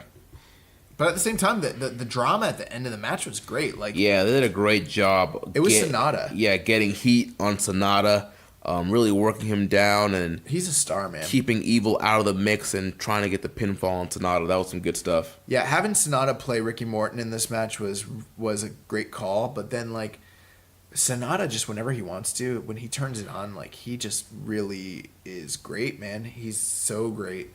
Yeah. I mean, towards the end of this match, you know, he was able to fight off the Magic Killer. Then he got hit with the kendo stick from Jado. Tonga gets an air fall with a cradle. Then they end up hitting the Magic Killer on him, but then Evil makes a save. But then they get rid of Evil and they continue the double team on Sonata. They look for the the GOD Super Powerbomb, which I love, by the way. That's like my favorite tag team move right now. Yeah, that Super Powerbomb is awesome. And but Sonata countered it into a Rana. That was a great moment. Yeah, that was too. I thought they were gonna hit it. I thought they were gonna hit it, and I was like, oh god. But then Evil reversed and hit that Rana on Tangaloa. And then Evil comes back in to make the save, and they look for the Magic Killer, but then Red Shoes gets bumped. Jado comes in and tries to interfere. They hit the Magic Killer on Jado. Sonata gets the skull end on Tonga Loa, or Tama Tonga, excuse me. Then Loa makes the save. Then Evil hits him with Everything Is Evil. They hit the Magic Killer, but Tonga kicks out of 2. Then we get Darkness Falls on Tonga, and Sonata hits the Moonsault, and they get the win off of that. And Evil and Sonata are your 2018 World Tag League winners. Back-to-back wins for them. They won the tournament again, also last year. So these guys win again. They get their World Tag League trophies. They're cutting their post-match promo and challenging GOD for Wrestle Kingdom. But then, as most people expected, the Young Bucks arrive on the scene and said, like, you know, they might have missed this World Tag League tour, but they've been on a 15-year long tour, 15 years of hard work. They talk about how they beat LIJ for the tag team titles and how they never got their rematch from losing to GOD. And they wanted to hop LIJ in line and get a shot at the tag titles at Wrestle Kingdom. But then LIJ suggests that it should be a triple threat. And we now know that it's officially a triple threat for the tag titles. GOD will defend against LIJ and the Young Bucks. So a couple things. When Sonata had Tamatonga in the skull end, I thought he was going to win with that. And I was like, oh my God, not only are they going to win, but he's going to tap out Tamatonga. They didn't go that way, but they had me believe in that near fall for a moment there. I saw a lot of criticism. We'll talk about this post-match angle here in just a moment, but I want to get your take on this. I saw a lot of criticism about the quality of the main event kind of falling on GOD and maybe them not being so compelling as main eventers. What's your feelings towards that? Yeah, I think it does fall on GOD. Because Evil and Sonata, I feel like those guys have proved that they can hang in the main event. More so in a singles role than tag role, but I still feel as a tag team. Well, think about all the tag team main events they did this whole tour. Right, many of them were great matches. Yeah, a lot of their main events are great. The crowd was hot for all the matches. They're super over. And the thing with GOD, Tama Tonga is very good in a tag role. I honestly think the weak link in that team is Tangaloa. Yeah. Doesn't it somewhat feel, though, like as great as they both can be in their roles, GOD, that when it comes to these big main event style matches, that they just, in most cases, tend to not deliver. Yeah. And then, yes, you can point to, the match they had with the Bucks this year that was very good, or their Tag League Finals match against Makabe and Hanma from a couple years ago, but it's what, are we going to get a performance like that, once every 2 years? But they keep getting these big match spots. And, this is the second year in a row where they've headlined this show, and you kind of expect for them to step up, and it's underwhelming. Yeah. So, yeah, I don't know what to do with GOD. And from a kayfabe sense, they've never been stronger. You're right, yeah. This is the best they've ever been. But from a performance standpoint, I'm just kind of I don't know. I will say, as a team, they are way better than when they first debuted as a team. Oh, yeah, when they first started, it was abysmal. It was horrible. But I think it's just one of those things Loa needs a little bit more experience. Sometimes I just feel like they're not main event level guys. Yeah. They have really, really good preliminary tag matches, but when you put them in the top headlining spot, it's very, very rarely do they deliver unless they have the perfect guys to kind of take them to that, Yeah. So I don't know. What did you think about the internet exploding over the Young Bucks coming out and trying to? Well, a lot of people. Twitter freaking blew up. People are freaking out. Well, a lot of people, a lot of podcasters and news reporters already were kind of saying they highly expected the Young Bucks to insert themselves. I've been saying it. We talked about it on this show. Yeah.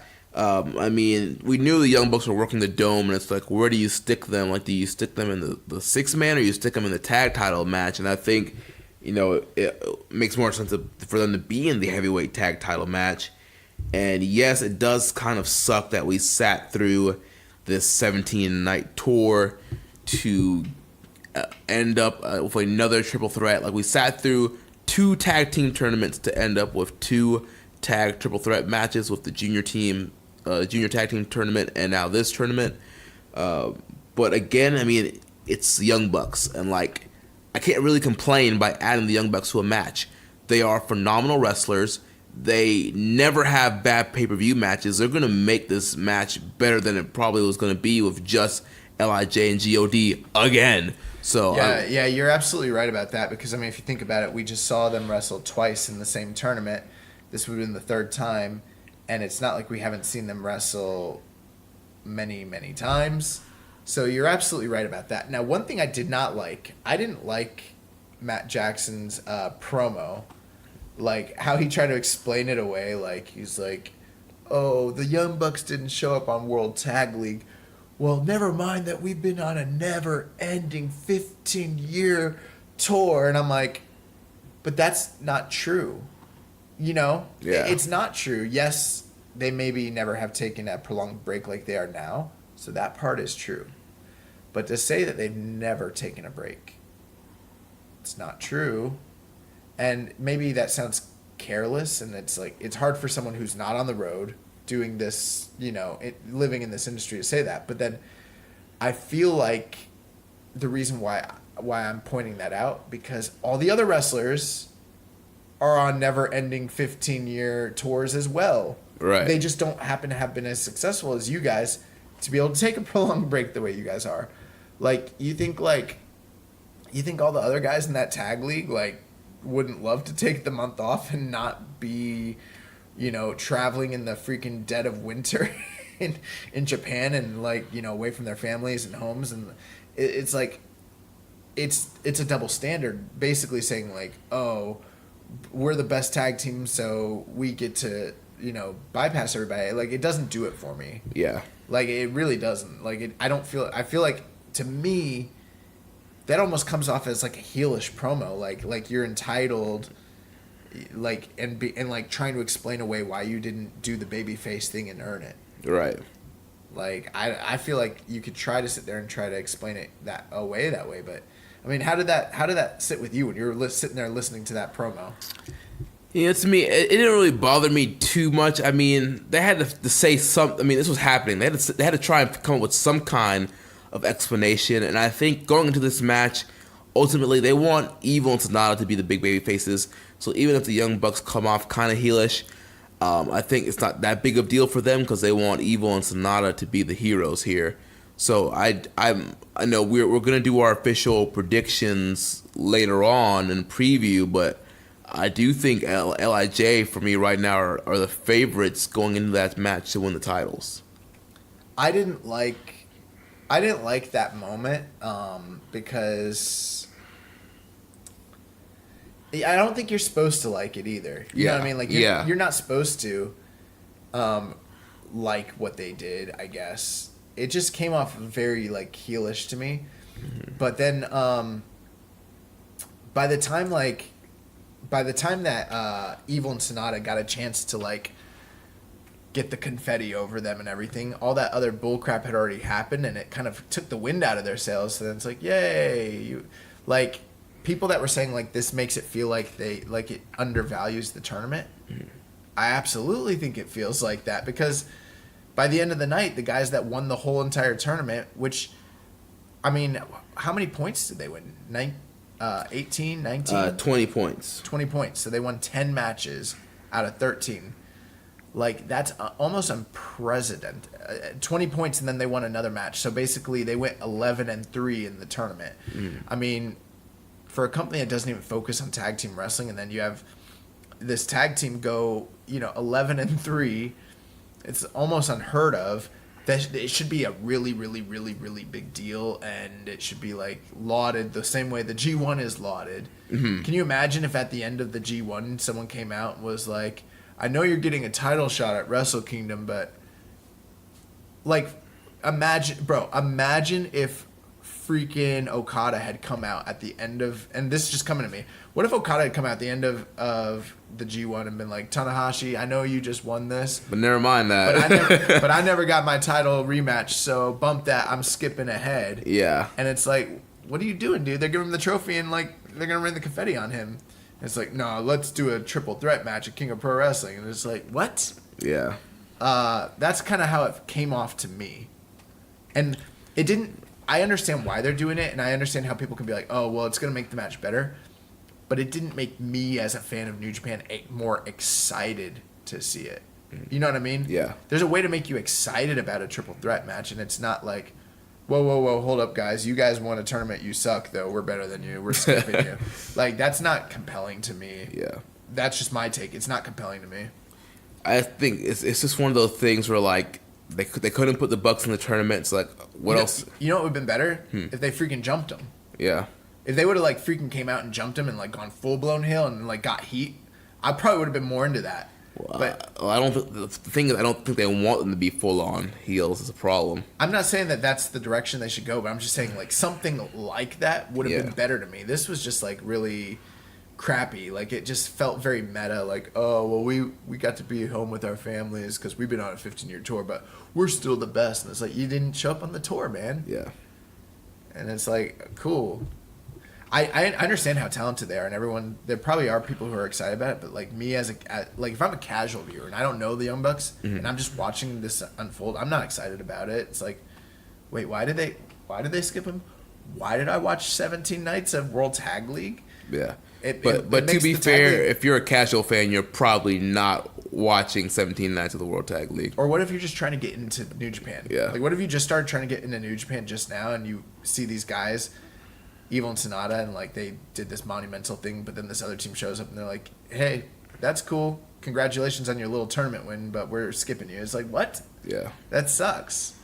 I don't know. I guess I'm too big of a Young Bucks fan, and I just know how much greater they're gonna make the match being it for me to kind of be upset about that whole angle. I just don't think it's enough for me like to just be excited about like, hey, they're great performers and so that's great, because there's plenty of great performers who, like, they're great. Like, everybody's great in New Japan. It's not enough for that. Like, there needs to be cohesive storytelling. I guess you could say, like, it makes sense in theory, but it does make me as a fan feel like, well, why did I just watch this tag league? Right. So, it's like you're sacrificing this whole tour for one match to appease one group of people. That's what I feel like, and it does make me feel like, why did you and I just do 3 weeks of shows about a World Tag League when it doesn't matter now? It makes me feel like we've wasted our time. We're wasting the people who are listening to us time so that we can get this cool match with the Young Bucks. That sucks. Well, I mean, I guess for me, like I knew from day one that there was a high potential of some kind of Young Bucks coming in here and calling their shot. Yes, it does suck that we had to watch a whole tournament to set up a triple threat match, but I say either they should have been on the tour, or there should have been a better build.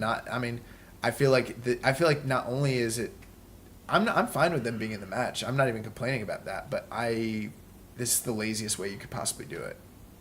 It's literally the laziest way. Hey guys, we're here.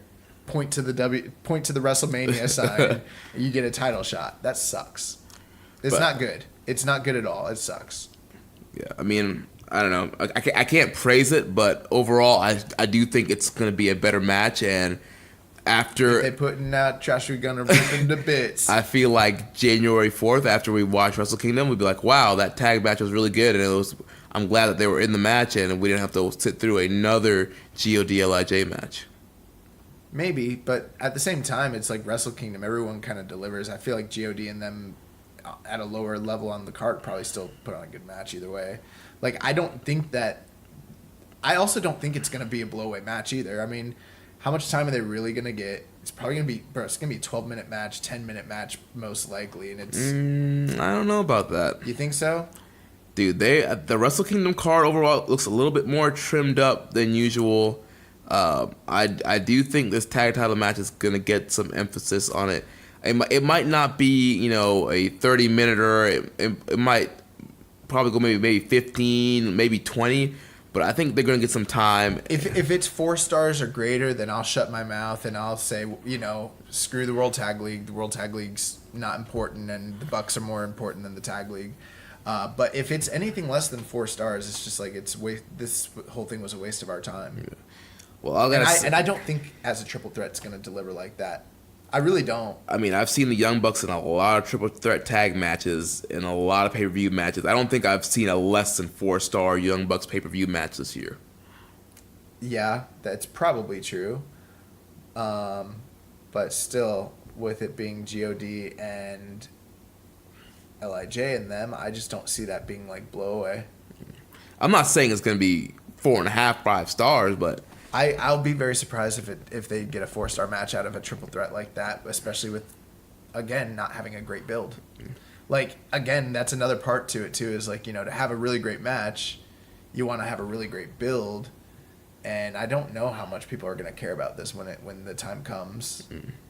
That's just what I feel like. And I feel like, yeah, it kind of sucks. All right, well, let's move on and kind of give our final grades to all the teams that participated in the World Tag League. Do you want to start from the top or you want to start from the bottom? Started from the bottom, now we're here. Yeah, well, let's just start at the bottom. All right, so we have Ayato Yoshida and Shota Umino. They finished the tournament with 0 wins and 13 losses, 0 points. What is your grade for these guys? I am going to give Yoshida and Umino a solid C.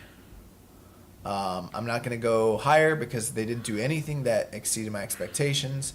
They at no point failed my expectations. They came in there and did exactly what was expected of them. They got, valuable experience working with very experienced veterans in a new setting all throughout the tour. They made the guys that were above them look great, and they were great. They had a ton of hope spots. I mean, they did the prototypical Young Lion tag match that you would expect out of them. No wins, and I thought they were just perfectly adequate.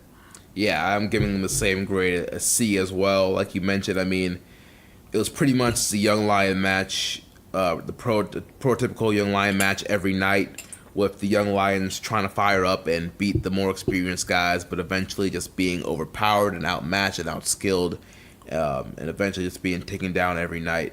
So, like you said, there was no surprise win. They didn't really do anything over and beyond, but at the same time, they were also very solid. So, C for me as well. And I think I enjoy the little storyline that's coming out of this that you mentioned, that these guys teamed together for 13 matches and never they didn't pick up a single win. So it kind of, because they're storied rivals at this point, it kind of plays into, they don't have the chemistry to mesh well to overcome the odds, basically, sort of thing. Yeah. Which is nice.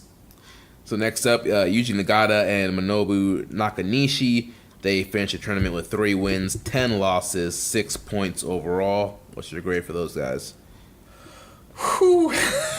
I don't want to get flamed. Well, I'll go first. I'm going to give these guys a D. I do feel like they worked the hardest they could. I mean, this man Nakanishi was out. No. They did not work the hardest they could. Nakanishi worked the hardest he could. That man was out here doing planchas and trying to do high spots. Is it? Let's ask the viewers. Is it pescado or is it plancha? Which is it? I don't know. I've heard it called both. I typically have always called it a plancha over a pescado. Me too. Pescado's new to me. I've never heard of that. I have heard the term pescado. I've heard it in Impact before, and I've heard it in some Mexican promotions before. But I've heard plancha more than pescado, but I've heard pescado before. But yeah, this man Nakanishi was out here doing planchas and top rope crossbodies, and they worked hard, but at the end of the day, I mean, they had no great matches. There was no memorable performances from this team. I would have to go D. They were definitely, and guys, please don't bury us when I say this, but it's just a fact. They were the weakest team of the entire tournament from an in-ring standpoint. It was still not totally unbearable to have them in there or anything like that, but it kind of is telling that, in my opinion, they're the worst in-ring team in the same tournament where Suzuki and Iizuka were both in the same tournament. So I thought that was interesting because in years past you would have never said that sort of thing about these guys. And we won't get into the whole debate, but I think it does play into what I said earlier, that Nakanishi is breaking down. It's becoming very apparent he's very immobile. But I did enjoy him in this tournament, and I enjoyed Nagata. I didn't think that the matches being kind of lackluster had anything to do with Nagata, if I'll say that. Yeah. So I would have to go D. But at the same time, they had a valuable placement in this tournament, and I mean that they put over 10 teams, and I mean you need someone in there to make other teams look credible. So. Then we have Togi Makabe and Toa Hinare, 4 wins, 9 losses, 8 points overall. What's the grade for these guys? Great Bash Hinare. C+. I enjoyed Makabe in this tournament. I don't always enjoy Makabe, but I enjoyed Makabe in this tournament. And I thought him and Hinari were just so much better than last year. And it's mainly because of the improvements of Hinari as a character, as an in-ring worker. I love Hinari right now. Like he's one of my favorite guys, and just 1 year ago, he's one of my least favorite guys. For me, I'm just going flat C. Honestly, Makabe really didn't impress me that much in the tournament. I feel like he kind of did the typical Makabe matches when he was in there. Toa Hinari worked really hard. I thought Toa Hinari impressed me way more than Makabe did any night, and I thought Toa was definitely the standout of that team. I agree. I guess what I meant by that is instead of getting long, prolonged versions of the Makabe shtick, you got it peppered in. It was broken up by Toa. Yeah, and I thought that as a team they worked a lot better than they ever have in the past. So that's kind of why I liked it. And it was great. I mean, last year, they had like 1 win last year? They got 1 win last year. And now this year they got 4 wins, so the team is definitely improving. And it's one of those cases where I like to see them do better and better as long as Makabe can still go. I think it's the block, though. Having a single block ensures that most teams are going to get more wins. I do wonder how they would perform in a very competitive, split block tournament. Mm-hmm. I don't know that they get four wins, in a tournament where they only have 9 matches, because that would be like a very impressive record versus, 4 out of 13. Right. So next up, Hiroshi Tenzan and Satoshi Tenkoji. They had 5 wins, 8 losses, 10 points. What's your grade? I'm going to go C here for these guys. Tenzan, he was looking kind of rough, but once again, I do feel like he worked really hard. Another guy who was out here hitting moonsaults multiple nights in this tournament. Kojima looked really great coming off of the knee surgery he had earlier this year. I thought he looked really good, and he was kind of the highlight of that team. And he actually, he was so good. He was the guy that was taking the falls for this team. And I thought he did a great job. And overall, they were not the worst team in the tournament, and they had some solid matches. So I'm going C. I'm going C+. I agree with all the sentiments that you just said, but they beat a lot of good teams in this tournament. So not only did they have a good record, but they had solid wins over big teams that you wouldn't normally expect them to win, which kind of keeps them viable if let's say they do want to go to the well, later in the year when things are down, in the second half of the year, and they want a title challenger, they could draw on these guys. They beat some of the top teams. So for that reason alone, and their performances, I got to go C+. All right. Next up, we have Hangman Page and Yujiro Takahashi, also finishing with 5 wins, 8 losses, 10 points. Can we give them 2 separate grades? No. I'm just playing. I actually don't want to bury Yujiro because I thought he was good in this tournament as well. I thought they were very good, man. I thought they were very good. I feel like I want to go B- on this team. Yeah, I was thinking. I guess I'm not really doing pluses and minuses. I'm thinking if it's a flat B for these guys. I think Hangman worked. Hangman always works hard and continues to improve. And Yujiro actually, he stepped his game up as well this tournament. He was working really hard. I think being with Hangman kind of motivated him, and they kind of gelled together as a team. I hope Hangman's in the New Japan Cup this year. I really hope he's in there and has a good New Japan Cup because he's one of the guys that I'm so excited about this year. I thought Yujiro. This is the best Yujiro's looked since the New Japan Cup last year. Mm-hmm.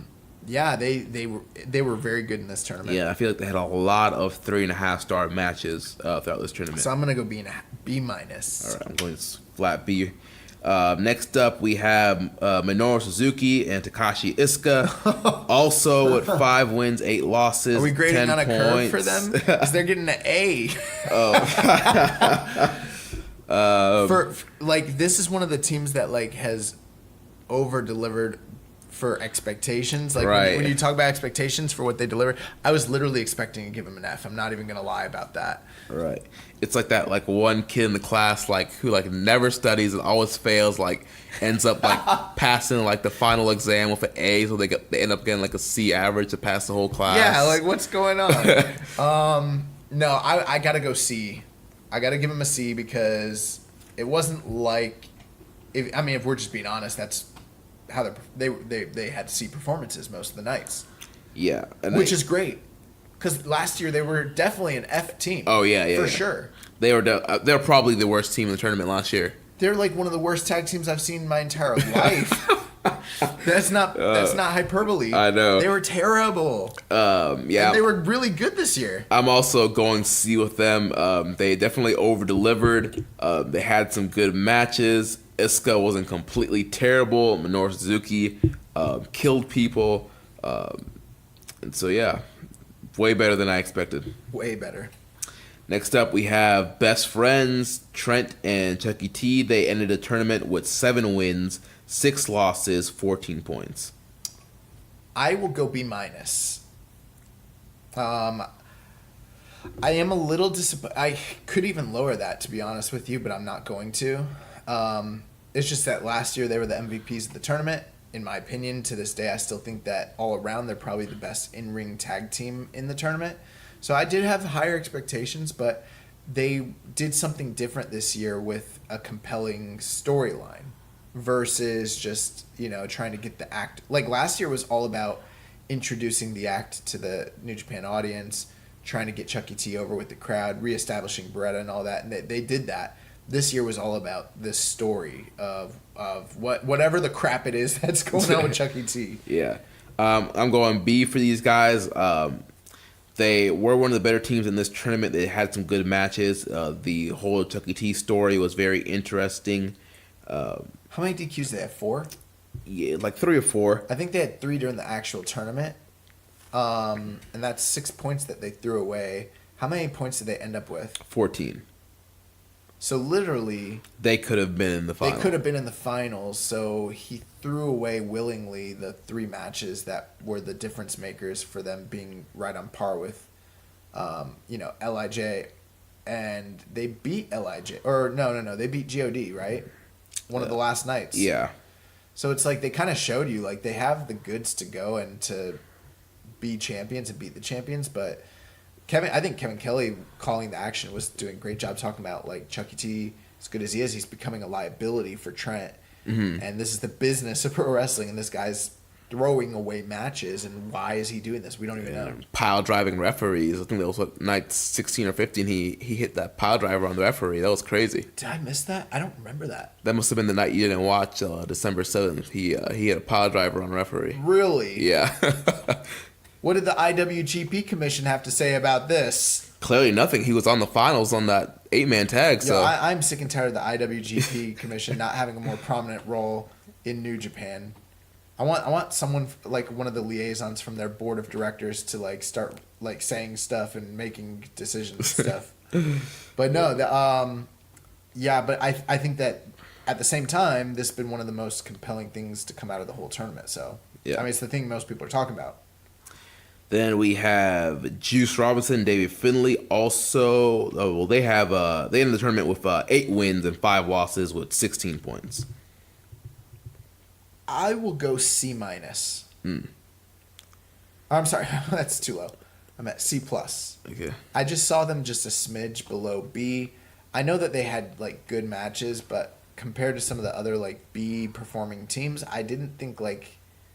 I thought they were good, but I didn't think they were like killing it every night. For instance, I would just slightly rate them beneath like Yujiro and Hangman Page. Yeah, I'll go C+ for these guys.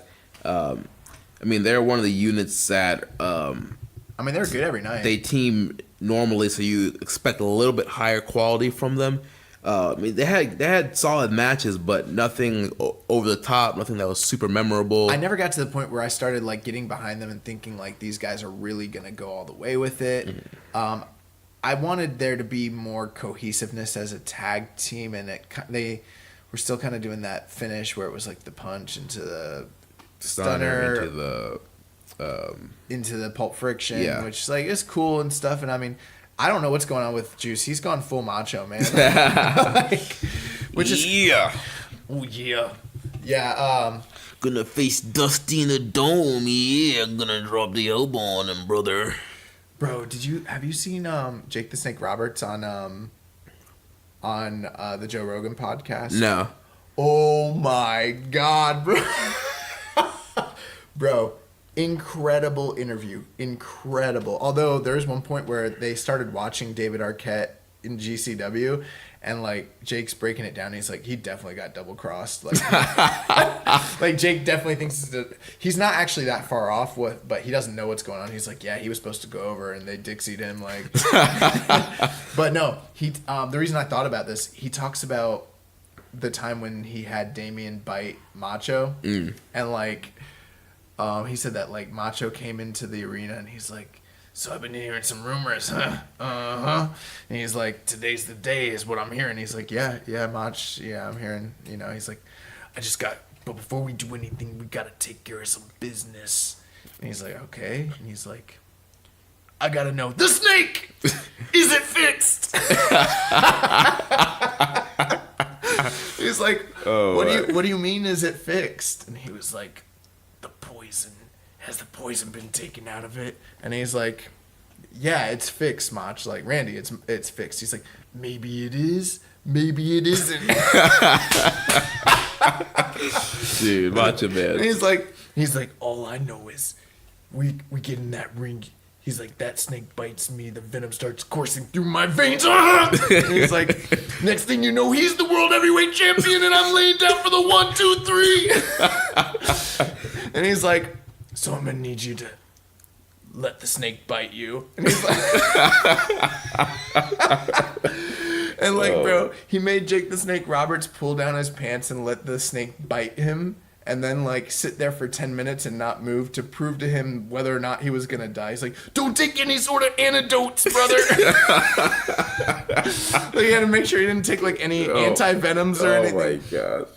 Oh, man. Yeah, you got to hear it, bro. It's so good. Dude, that's great. Next up, we have Zack Sabre Jr. and Taichi, also with 8 wins, 5 losses, 16 points. Hey. Wow. Hey, brother. Hey, they're the MVPs of this tournament. They had the best matches.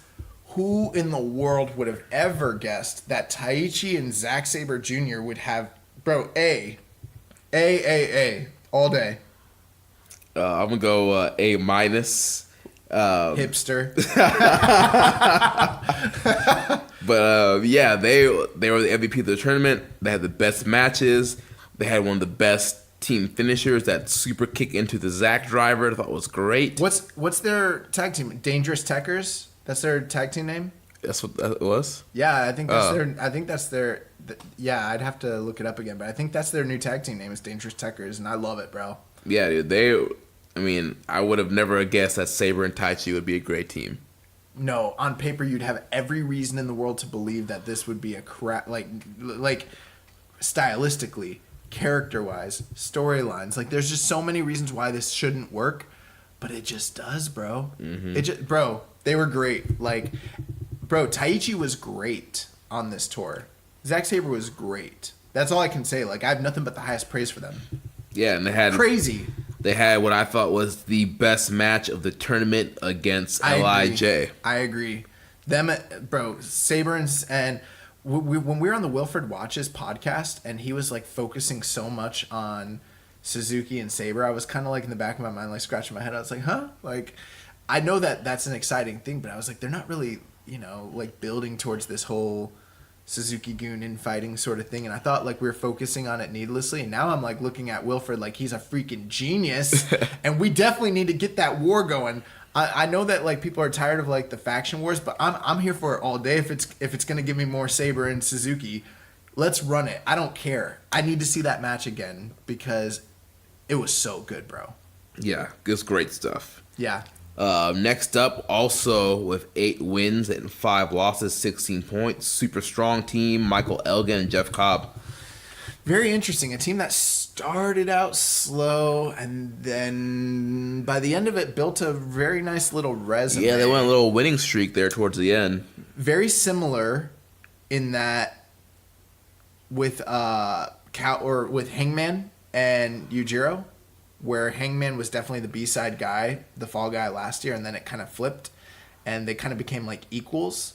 That's how Cobb and Elgin were this year, because I wouldn't say Cobb was like the A guy or that Elgin was, but they equally traded falls. They equally traded falls, and that does tell you a lot about what they see in Cobb.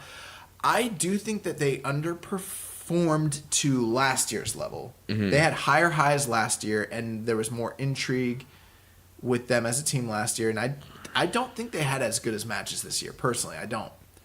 With that being said, I'm still giving them a B. Yeah, I'm giving them the B also. I thought they were good. Yeah. Next, we had Tomohiro Ishii and Toru Yano. They ended the tournament with 9 wins, 4 losses, 18 points.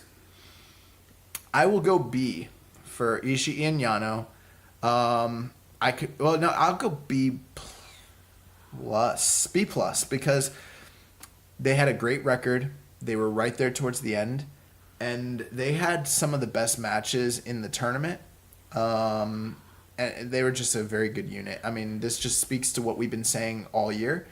I do feel like we're one of the only podcasts out there that, like, a lot of times, a lot of the other, like, New Japan shows and people talk about how much they love, like, Ishii and how they really can't stomach the Yano stuff. Or if they do like the Yano stuff, they like it in one context, but as a tag team, they're not really feeling these guys or whatever. And that's fine. That's a lot of people have that opinion. But consistently, these guys have just... Yeah. I mean, I think they're... Consistently the most consistent, high-performing tag team in New Japan. Yeah, I think they're a great team. I'm also going to give them a B score. I mean, once again, they were another one of the teams that had, some of the better matches in this tournament. You know, their match with Sabre and Taichi, matches with like Lij and God. I mean, their match with Super Strong Team was really good. Yeah. The only thing I would say about them that kind of bogged me down a little bit was that their matches, more so than some of the other teams, became very repetitive. Everyone, I mean, it's a long tour, so everyone's gonna have some repetitiveness, but their match was kind of the same formula almost every night. Mm-hmm. But it's such a good formula that it's like it's never going to be not entertaining. Like, they have really good matches. So then next up, Killer Elite Squad, Lance Archer, Davey Boy Smith Jr. They also ended the tournament with 9 wins and 4 losses, 18 points. C plus. As good as they did in the tournament, and as much, I don't have a lot to criticize about them. They just didn't seem for me to ever get over to that higher level. Like, how many great Killer Elite Squad matches were there this year? Not many. I would say majority of the KES matches I probably rated somewhere 3.25. 3.5, 3.25. Yeah, the highest they probably hit was 3.5, but majority of their matches were like 3 stars, 3.25. Obviously, guys, I picked KES to win this whole thing. I do feel like a fool because Jeremy had the vision this year, and he accurately predicted God or Lij winning the tournament for a second year in a row. It does seem so obvious because what are they gonna do? They obviously need to be in that tag team match at Wrestle Kingdom, but I was like, no, man, it's KES's year, and I was an idiot. But there's nothing bad about KES, but there was nothing super great, and they had the one thing though is they were dominant. Yeah. Every match they were dominant, and that's one of the reasons why I thought maybe this was going to be their year, because they go out there and they kill people. Like, they're not out there having like classic matches. They're going out there annihilating guys, and the people that are beating them are surviving them. Yeah. Like, they're a very scary tag team to this day, and I do appreciate that about KES. But I gotta say, I'm loving their theme song. Is that new? Everybody does. I've been trying to find it to play at the end of the show, but I haven't been able to find it. I thought it was one of those things where it's always been their music, and I just never noticed. But I've been liking it too. Is it new? I think they got it somewhere like half point in the year. It's great. Yeah. I really like that music too. Yeah, and like Archer like sings along with me. He's like, yeah, he does a little thing there. But yeah, I like the theme a lot. So if anybody can find that, send it to me because I want to play it on the show and just throw in my iPhone too to run through my rotation of music. Then next up, Gorillas of Destiny. Also, well, not also, but they had 10 wins, 3 losses, 20 points. God, I'm gonna go B. I'll or maybe I'll go B minus for them. But they were good. They were good throughout. They had some. They did during the tournament have some very, very good matches. They were very dominant throughout the whole tournament, very entertaining, and they did a great job heating them up for Wrestle Kingdom. Yeah, I'll go B minus. I think they did a great job heating them up. You know, they have Jado out there. Is that what I said? B minus? Yeah. Yeah. They have the Master Heater, Jado out there. They were dominant champions throughout the tournament. They got over that new Super Powerbomb. Super Powerbomb's awesome. Yeah, so good stuff from God. And then last but not least, also in the tournament with 10 wins, 3 losses, the overall winners of the tournament with 20 points. They defeated God in the finals, Evil and Sonata. I will go A minus. I think I'm just going to go flat A. These guys, they were the main event of every tour. They're super hot, super over. They had a lot of good matches throughout the tournament. So, yeah, good stuff. Yeah, I mean, I thought that they were great. I thought that they were a main event, level team. They drew most of the houses. They were excellent, yeah. So that wraps up all our scores for the tournament. Overall, World Tag League 2018, much better than World Tag League 2017. We had nothing but positive things to say about it. It's just unfortunate that they undid all that positivity due to the Young Bucks. Oh, man. But if you want to know recommended matches to watch, if you follow me on the Grapple app, I have rated every single tournament match. All my star ratings are on the Grapple. You can find me at Jeremy L. Donovan. They are not paying us to promote Grapple. I think it's a cool app to keep track of star ratings. You can follow me on there and see how I'm rating these matches. Nice. Good plug, bro. All right, so let's jump into the news. Yeah, absolutely. Wait, did we go through all the questions? No, well, a lot of the questions are related to some of the news stories. Okay, gotcha. Well, first things first, this literally just popped up on my Twitter feed. So as of 48 minutes ago, there's a post from Tetsuya Naito. He has white face paint and then blue cross printed like face paint on his lips and his eyes, kind of like the Jericho face paint. And we tried to listen to this just a moment ago, and it's all in Japanese. So Chris Charlton, do your thing. Yes, get that translation. Someone give us this translation, because I've got to know what's going on with Tetsuya Naito. But bro, are we getting 2 face painted warriors in the dome? I think we might be getting something, yeah. Bro, this might be like his Keishin Liger. Oh my god. Bro, I would love it if both guys show up bro, you know me, I love face painted wrestlers. Yeah. All the best wrestlers in the history of the world wore face paint. Goldust, the Blue Meanie, Legion of Doom, the Ultimate Warrior, the Man Called Sting, the Missing Link, all of them. Renegade, all of them. Oh my gosh. But yeah, definitely gonna be interesting to see what Naito is gonna be looking at come Wrestle Kingdom. Check it out on Twitter. It's on Tetsuya Naito's Twitter feed. If any of our listeners speak Japanese and can translate this, let me know what this man is saying, because I think he's literally yo, Jericho, you're not gonna show up. You're not gonna build this crap. I'm gonna pull Bray Wyatt and build this feud by myself. Oh man, sorry. Let's dive into these news stories here. Yeah, so starting at the top of the news, I guess we got to talk about the unfortunate news of the passing of Dynamite Kid and Larry Hennig. So Dynamite Kid passed away this past week, shortly after our show aired last week, and then Larry Hennig a few days later, which is, it's unfortunate, man. It's every few weeks we get a news story of wrestlers dying all the time. Yeah. Honestly, I'm not really too familiar. I mean, I'm not going to lie and say that I know everything about Dynamite Kid. I've seen a few of his stuff with like Tiger Mask and some recommended stuff, but I was born in '89. By the time I was watching WWF, I think he was out of WWF, and I just never really took the time to go back and watch a lot of Dynamite stuff. But I've seen clips, I've seen some of the highlight stuff, and I know he was a phenomenal worker for that era he was in, and he was a heavy influence on a lot of wrestlers in the 90s, and even some wrestlers today still have some Dynamite Kid influence. And so, he might have been, not a great person outside of the ring, but as far as in the ring, he was top notch and, made great contributions to the business. It is interesting when things like this happen, because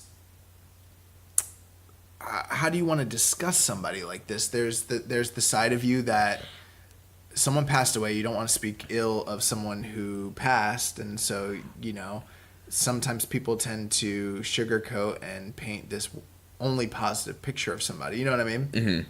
Then on the other side, there are people who want so badly for everybody to know that they don't support evil things, and they go out of their way to let everybody know that they knew how terrible of a person someone was that died. I mean, any celebrity that passes away or something like that, you always seem to see people be like, oh, this person was terrible for this reason, Mm-hmm. But with Dynamite, it is interesting because with him, you almost cannot talk about his legacy without acknowledging how horrible of a person he was, because it's widely known and it is a part of the mythos of Dynamite Kid. Just listen to anybody that has talked about him over the past week, and I mean, it's actually, as a journalist or as a content creator, it's irresponsible to not discuss it. It'd be like talking about, say, Chris Benoit and only talking about how good of a wrestler he was and not mentioning the murder-suicide. Like, you literally could not do it. Right. You know what I mean? Mm-hmm. That's what it is like with Dynamite. As far as we're not going to do a full retrospective here. I don't think either of us are necessarily equipped to do that anyways. The Observer did come out this past week, and, Dave did a great job there. Him and Brian, both on Observer Live as well as Wrestling Observer Radio, I thought did excellent jobs of recapping his career and giving a lot of the highlights. I also listened to the Voice of Wrestling flagship show this past week, and I thought that Rich Craich and Joe Lanza did a really, really, really good job. So I heard that as well. Yeah, I thought they did a great job. So if you want more retrospective or history on Dynamite Kid, highly recommend you check out those podcasts. But one thing I have noticed, a lot of people are talking about his time in WWF and his time with the Bulldogs, and his career ongoings, in Japan with New Japan as well as All Japan. One thing I haven't seen a lot of people pimping or talking extensively about is his work over in Europe. People mention it like he worked in Europe, but that stuff is so accessible if you want to watch it. It's all over YouTube. It's all over Dailymotion. I know because I've watched it. He has excellent matches on there. Him and Rollerball Rocco. Him and also some of the Calgary stuff. Him and the stuff with him and Brett from Calgary is available. Stuff with him and Bad News Brown. His stuff in Portland you can find on from the early 80s, which is also excellent. You can find there. But from the English wrestling stuff, I think he's got matches with Rollerball. He's got stuff with Davey Boy. Dave Finlay and him have a match that I've seen as well. I think he's got a good match with Jim Breaks. He's got a lot of stuff. So, people want to know, where can I find more of Dynamite Kid's work and all that? I mean, the Portland stuff is very accessible. The Calgary stuff's very accessible. The stuff from Joint Promotions in the UK, very accessible. It's all there if you want to watch it. It's kind of great. But to say he just had an influence on 90s wrestlers and stuff, it goes so much far beyond that. He's one of the greatest innovators that has ever lived when it comes to modern pro wrestling. Some for the bad, some for good. But when you are watching modern pro wrestling, you are literally watching a style of working that's infused with him, basically. Mm-hmm. Yeah. Everybody works like Dynamite now. Before, nobody worked like Dynamite. and that is, his contribution to pro wrestling, for better or for worse. He's one of my all-time favorite guys to watch wrestle, literally. His stuff with Cobra, his stuff with Sayama. I mean, it is funny because now I do feel like people are going to say how great the Tiger Mask and Dynamite Kid matches are.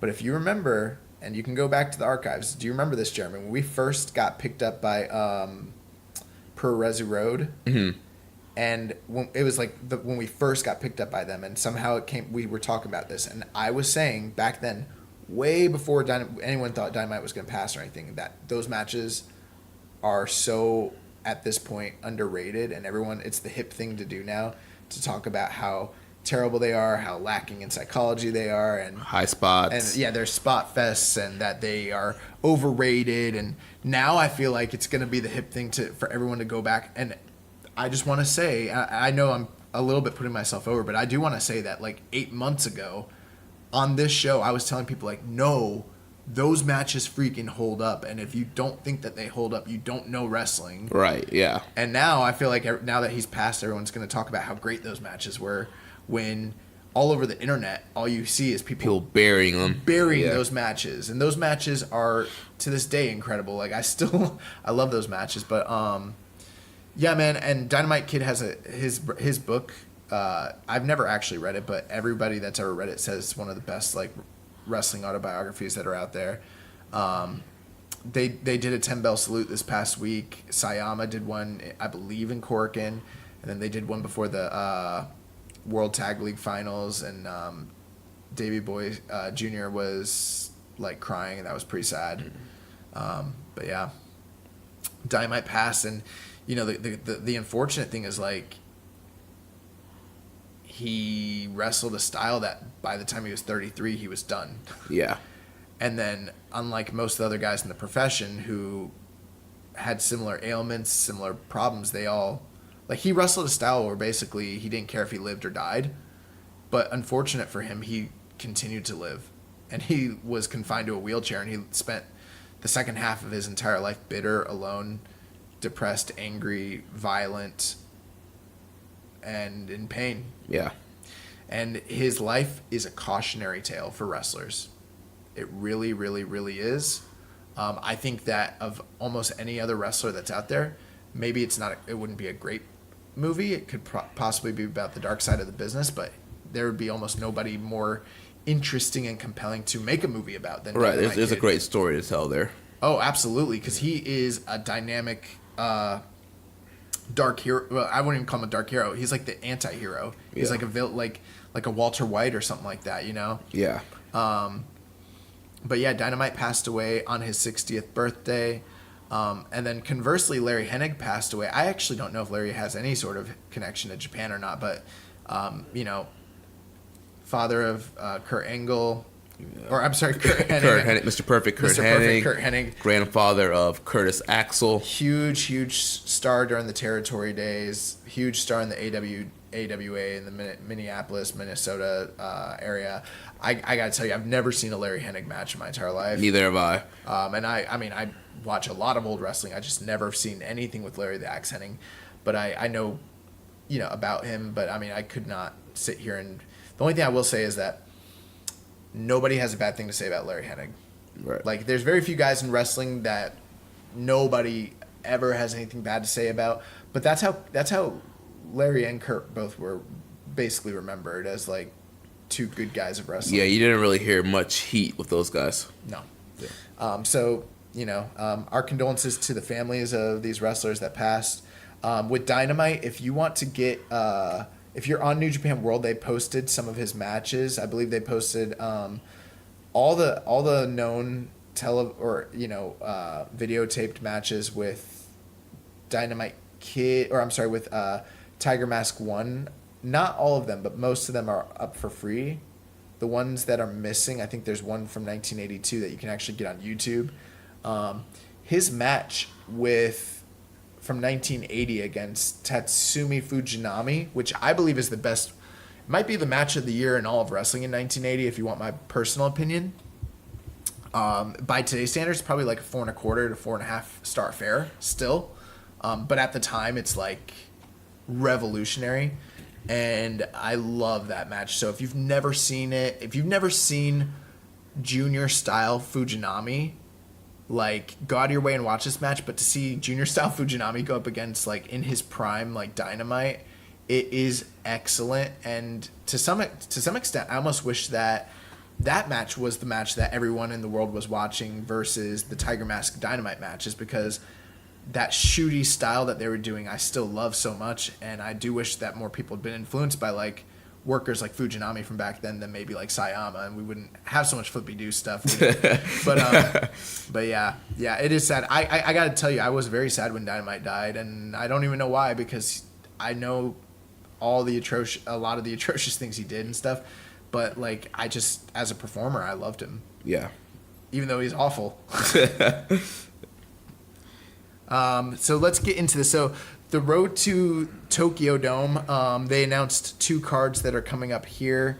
Do we have those cards? Yes, we do. So both of these shows, they're happening this weekend, December 14th and 15th. They will be live on New Japan World. There will be English commentary available on December 14th. We have Honma, Jushin Thunder Liger, Tiger Mask 4, and Kushida taking on the team of Toa Hanare, Ayato Yoshida, Ren Narita, and Yuya Uemura.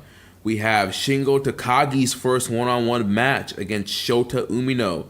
We have Hiroki Goto and Rocky Romero taking on Minoru Suzuki and Takashi Iizuka. We have Tomohiro Ishii, Sho and Yo against Taichi, Kanemaru, and Desperado.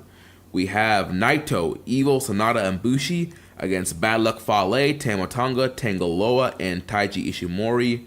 We have Kazuchika Okada finally getting his hands on Gato, one-on-one with Gato. Oh my God, I cannot wait for that. The match that everybody wanted, but you didn't know you wanted. And then the main event that evening will be Hiroshi Tanahashi, Will Ospreay, Togi Makabe, and Toru Yano versus Kenny Omega, Kota Ibushi, Yujiro Takahashi, and Chase Owens. That should be fun. Then on the 15th, we have the return of Kanemitsu, who is returning to action from suffering a cervical spine injury in 2016. Dude, they thought this dude was like maybe not gonna walk again, maybe never wrestle again, and like, look at him, bro. Like, that's crazy. We've been speculating if Kanemitsu is gonna like make a return. It just seems so unlikely, and like, yeah. Here we are. Here he is. That's crazy. Kanemitsu will be teaming with Narita to take on Yoshida and Umino. Then we have... That's gonna be very good. And be on the lookout for a fighting spirit moment of the year. Then we have Liger, Tiger Mask 4, and Toa Hanare against Rocky Romero, Sho and Yo. Tomohiro Ishii and Hiroki Goto, that Chaos Dream Team, taking on Minoru Suzuki and Takashi Iizuka. That might be awesome. Dude, if Suzuki and Iizuka perform like they did in the Tag League, this could be a pretty good match. Bro, Suzuki going up against Goto and Ishii, like, oh man, that sounds awesome. Then we have the World Tag League winners, Evil and Sonata, taking on Yujiro Takahashi and Chase Owens. Then we have Tetsuya Naito, Bushi, and Shingo Takagi taking on Taichi, Kanemaru, and Desperado. Then in the semi-main, we have Okada, Makabe, Yano, Honma, and Kushida taking on Bad Luck Fale, Tama Tonga, Tangaloa, Gato, and Taiji Ishimori. And the main event... Tell me it's an elimination match. I love elimination I know matches. You do, but there's no word on if that's elimination. Over-the-top elimination 10-man tag. The main event of this evening, Hiroshi Tanahashi will team with Will Ospreay to take on the Golden Lovers, Kenny Omega and Kota Ibushi. Take my money. Yes. Yeah. These are going to be some great Road 2 shows. Dude, next weekend is so stacked for wrestling. And if you're a fan of combat sports, like Canelo is fighting Rocky Fielding on DAZN. That's boxing. There's a Bellator there's 2 Bellator cards. There's a UFC. There is MLW is making their live television debut on beIN Sports.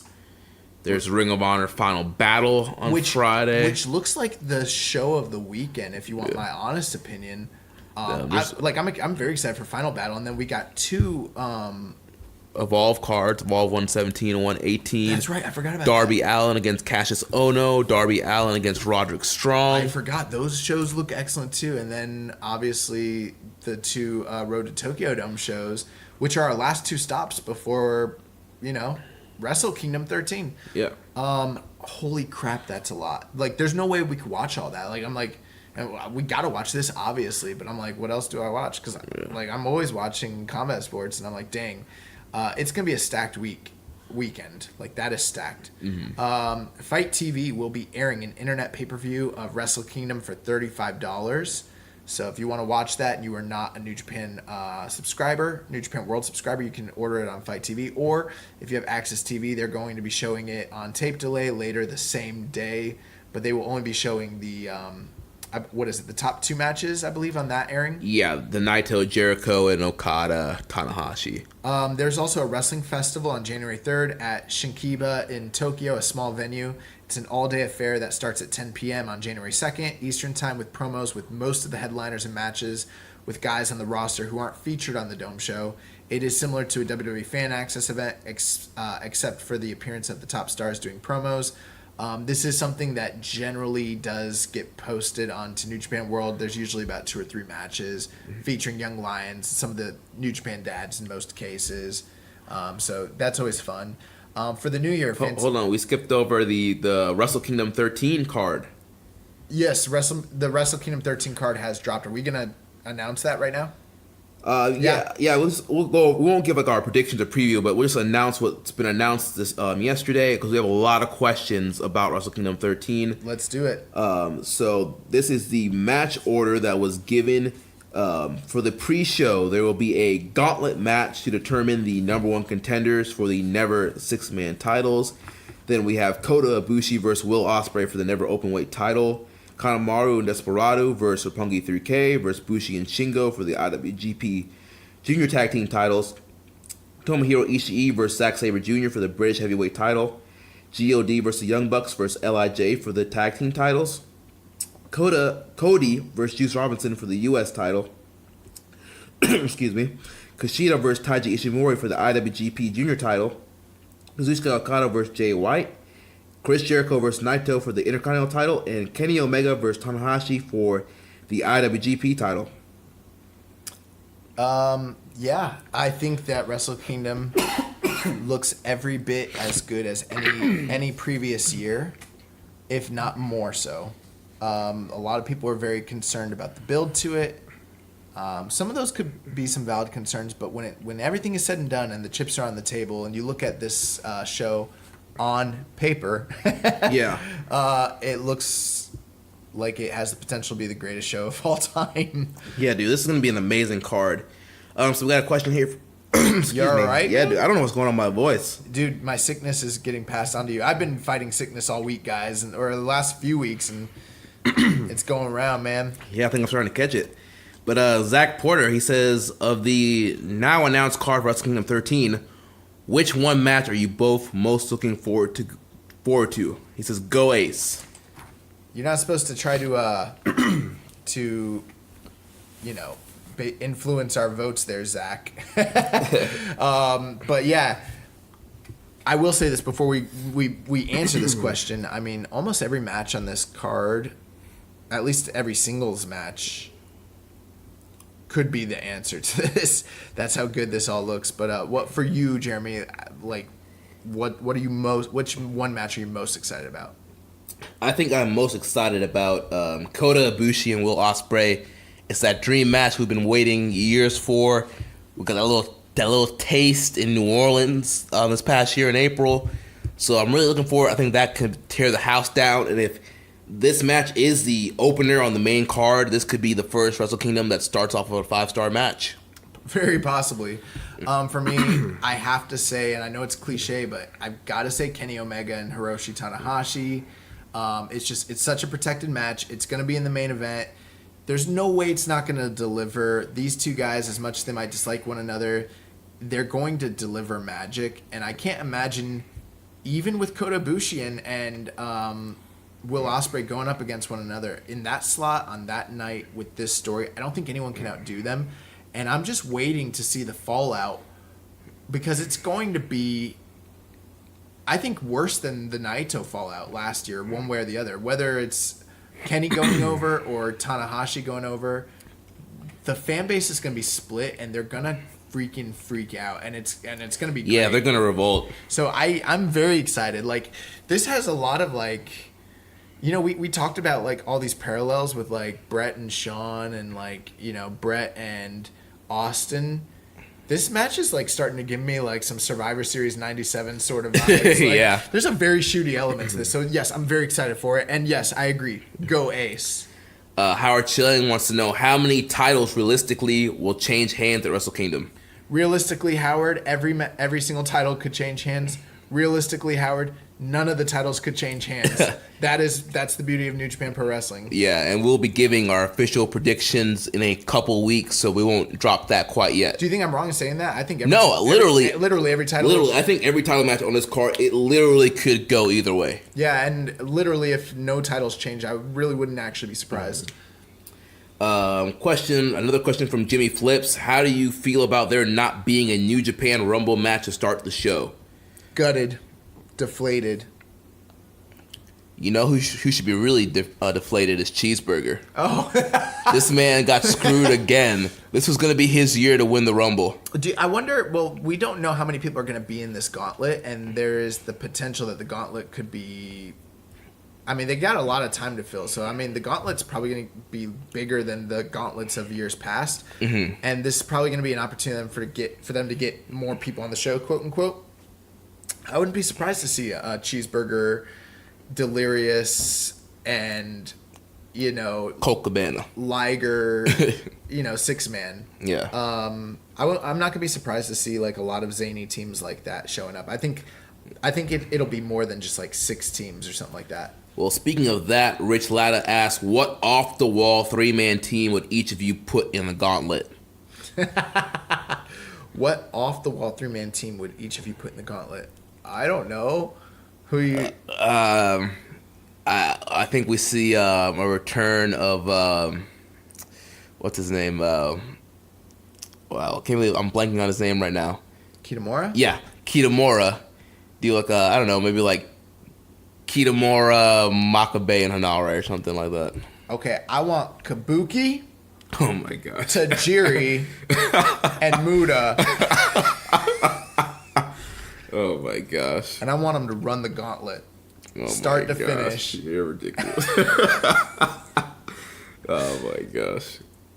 But yeah, I don't know. What other wild teams could they put in there? I just gave you one. A really good one. Yeah, I mean, that would be a wild team to put in there.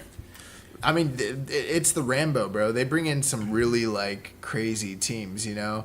I don't know. Like, let's bring in like, the NWO. Let's bring in Kevin Nash, Scott Hall, and Hogan. Oh, my gosh. And Six Pack. Oh, man. Like, I want a team like that, you know? Yeah. Like...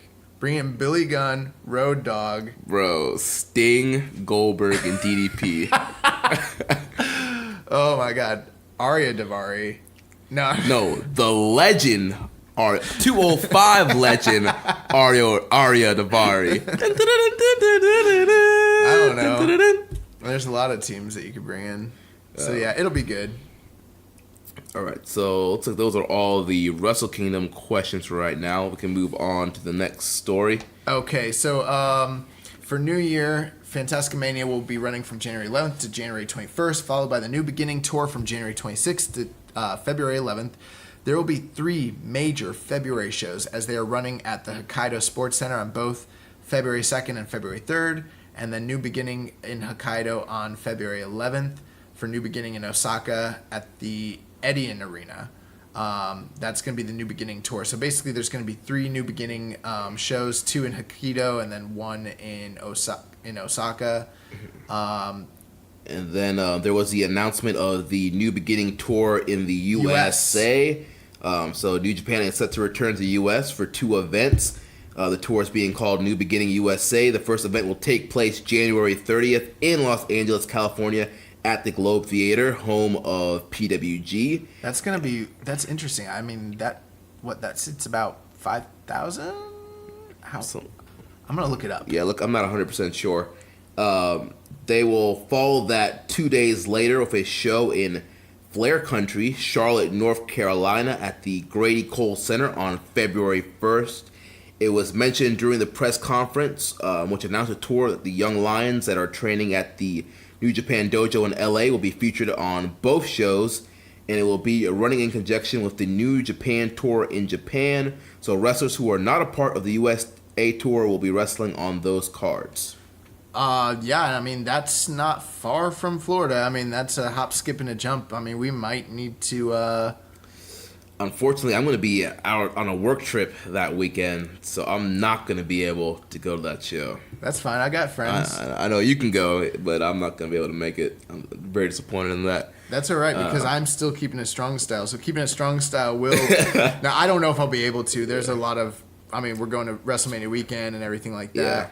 But, maybe we've got listeners out there in the Carolinas. If you're... Mr. ACP. ACP, give us a live report, brother. Hit me up, brother. No. I'm talking about putting me up, bro. Although I don't think that's too far from Kyle Morris. Oh yeah, Kyle Morris, Golden Lover, yeah, from Outsider's Edge. Where's he live? He's in South Carolina, I think. Maybe Kyle will want to make the trek with me. We'll see. Yeah. We had a question here from Reddit user Jai Bryan. With the announcements of the 4 New Beginning shows, 2 taking place in the U.S., which titles do you think will headline each show? I don't know. Honestly, I think it really all depends on the outcomes of Wrestle Kingdom. If Kenny Omega is still the IWGP champion, I could see him headlining one of the U.S. tours. And with a Tetsuya Naito, if he's the IC champ, I could see him headlining a Japan show. I could see Kota Ibushi, if he remains a never champion, I could see him headlining a Japan show. If Ospreay wins it, I could see Ospreay headlining a U.S. show. I think the interesting thing is that they are doing they're doing 3 shows in Japan and 2 in the U.S. Mm-hmm. And then the one that's happening in Charlotte is on the 2nd? The 1st. Or the 1st. And it's literally like running back to back to the show that's taking place on February 1st in Japan. They did make an announcement and said that there's going to be a U.S. crew and a Japanese crew. Mm-hmm. So, the people that are here obviously are not going to be expected to be back for that other show, essentially, which is very interesting that they're running these like back to back that way. They did call this the 3rd leg of their U.S. expansion, which we've been talking about for quite some time. I got to tell you, I expect for the U.S. title to headline here. I do not expect for the IWGP title to headline in the U.S. The reason I don't is because if they're running like the Edion Arena, then it's just not really usually New Japan's style to run title like an IWGP title defense back to back in subsequent weeks, right, without a build. It's just really not. That's one of those situations where I feel like if you have the IC title on Naito, he's over enough to be in the main event and to fill up the Edion Arena. That's possible. Yeah, that's definitely possible. Here's what I will say. If the IWGP title's here, it's not going to headline over there. Mm-hmm. Most likely. Right. I'm saying if it does, I think if Kenny's a champion, I see it headlining the U.S. tour. You're probably right. February, I mean, they could... The thing is, people are probably listening and be like, well, there's enough time to go back and defend it on February 11th. I don't think it's so much a time constraint or like a distance. It's more the time. Mm-hmm. Like they're not going to do the IWGP title on 2 back-to-back defenses on the same tour. Like, it's just not going to happen. Right. You're probably right. If Kenny's champion, he probably will come here and defend the title. Although even then, I don't know if he would, because these are still 2 smaller shows. Mm-hmm. I just don't know if they're going to have the IWGP title defended at the Globe Theater, Right. I don't know about that one. I think it's going to be... I think the U.S. title will definitely headline one of the 2 shows here. That I know for sure. Yeah. But yeah. The traditional early March anniversary show in Tokyo is not on schedule for whatever reason. Instead, the plan is for them to have two 47th anniversary shows on March 2nd in Saku and March 4th in Fukushima. The New Japan Cup tournament starts March 8th at Corkin Hall and March 9th at the Aichi Gym in Nagoya. It will end with shows on March 23rd and March 24th in Nagaoka. Kenny Omega is having a 10-hour marathon on Access TV starting at 2 p.m. Eastern on Friday, December 28th. This marathon will begin with Omega's G1 Climax 2016 win and conclude with his IWGP Heavyweight title defense against Kota Ibushi and Cody Rhodes from King of Pro Wrestling 2018. So I believe it's 9 matches and all that. Get your DVRs ready because that's probably going to be an awesome telecast. HBO is reportedly working on a Kenny Omega documentary. Joseph Shabasan, a Toronto composer, mentioned on the Creative Control podcast that he has just finished doing the musical score for a documentary on Kenny Omega that would be on HBO in 2019. Just to clarify, this would be HBO Canada, not HBO in the US. The idea is that there was a Canadian who lives in Winnipeg who is well known in wrestling circles, but most Canadians don't know him, who is a major celebrity sports star in Japan. The idea was also distributed outside of Canada, but it was made for the Canadian audience. And I can say I'm glad that we didn't have to spill the beans on this because we've known about this for since the summer, yeah. Yeah, for quite some time, since before All In. Yeah. Yeah, and this is something that we knew before All In, and then at All In, there was people talking about, why are these cameras following Kenny Omega around? Who are these HBO guys? What are they doing out here? Right, and then we had a confirmed source tell us kind of what was going on. So. Yeah, and so this was it's funny that so many people kind of knew about it, and I was like, I'm glad we're not the ones who spilled this one. Right, yeah. Kenny was on Twitter tweeting with fans talking about, people saying that, a few weeks ago there was a sign that showed up on Raw saying that Harold Maya and the Elite ruined New Japan, which was hilarious. And someone asked Kenny what he thought about it, and you should definitely check out. It's very interesting, the back and forths between Kenny and these fans, and how many of the perceptions of the damage that have been done by Kenny and the Elite, and then he's able to retort with so many factual business-minded responses. What are you talking about? How's business down? We outdrew here. Look at our international numbers. This, that, and the other. Although I think it is very interesting, that Kenny is rebuttaling these fans, and it's kind of a lose-lose situation. You can't really win, and that's why social media kind of sucks sometimes. Yeah.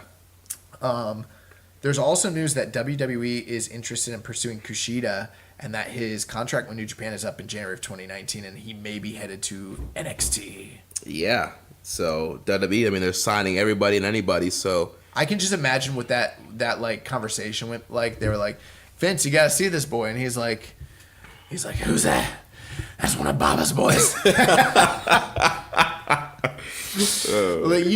Vince thinks everyone in Japan still works for Baba. Yeah. He's like, I gotta have him. Get him over here. Damn. Get Baba. Michael, get Baba on the phone. They're like, Vince, dude, boss. Baba's not there anymore. Call Hanoki. I don't care what you gotta do. Get him here. I want him. But so that would be what are your thoughts? Kushida going to NXT, man.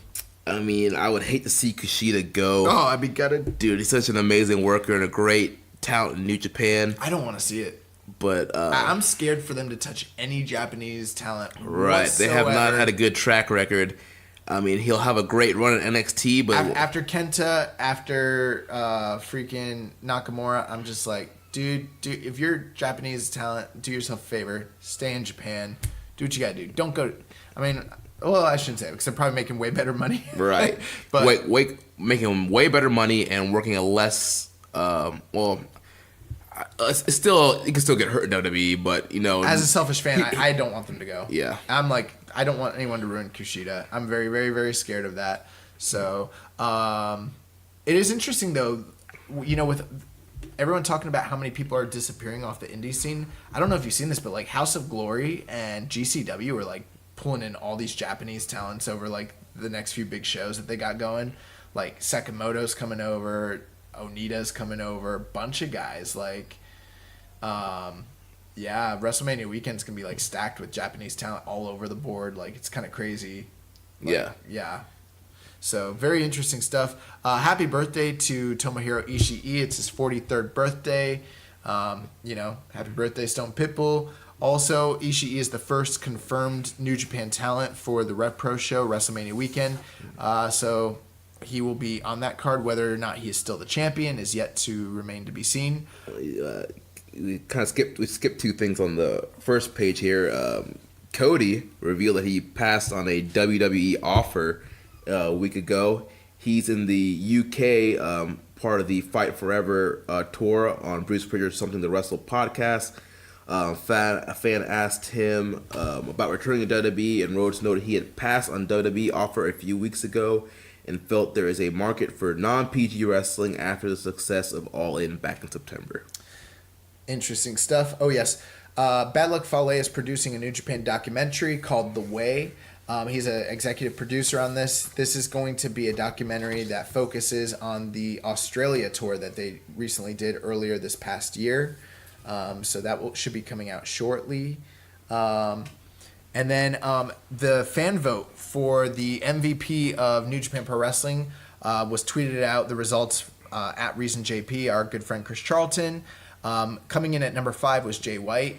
Number 4, Tetsuya Naito. Number 3, Kenny Omega. Number 2, Hiromu Takahashi. And the MVP winner for the fan vote was Hiroshi Tanahashi. The ace that runs the place. Very, very, very interesting. I think in the past 2 years, there's no way that Tetsuya Naito would not have won that handedly. Right, yeah.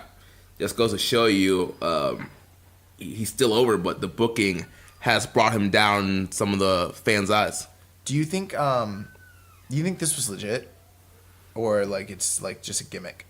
No, I think based on the rankings, I think it could be legit. Okay.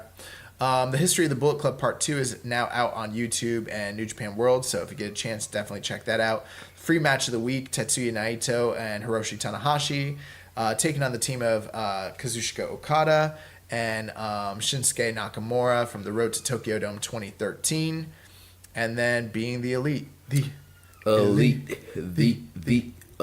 Break it down. So this week's Being the Elite, watched it before the show. I'm trying to remember what happened now. I didn't watch it. I know they had a funny opening scene where Christopher Daniels is in the hospital after overdosing on alcohol, or he passed out, whatever it was, the week before. They did that. Yeah, they did that scene last week where he fell and he had like a glass stuck in his neck. Yeah, and that was like literally taken directly from season 3 of Fargo. Like literally, like someone who's doing Being the Elite was like watching Fargo and was like, "This would be a great idea." So then they had Kazarian and Scorpio Sky at the hospital, and they gave him like a SCU blood transfer and had helped Daniels get better. They had Hangman Page was trying to find more notes about from Triple H, and then somebody gave them a note about coming to them. They should come to them after Final Battle 2018.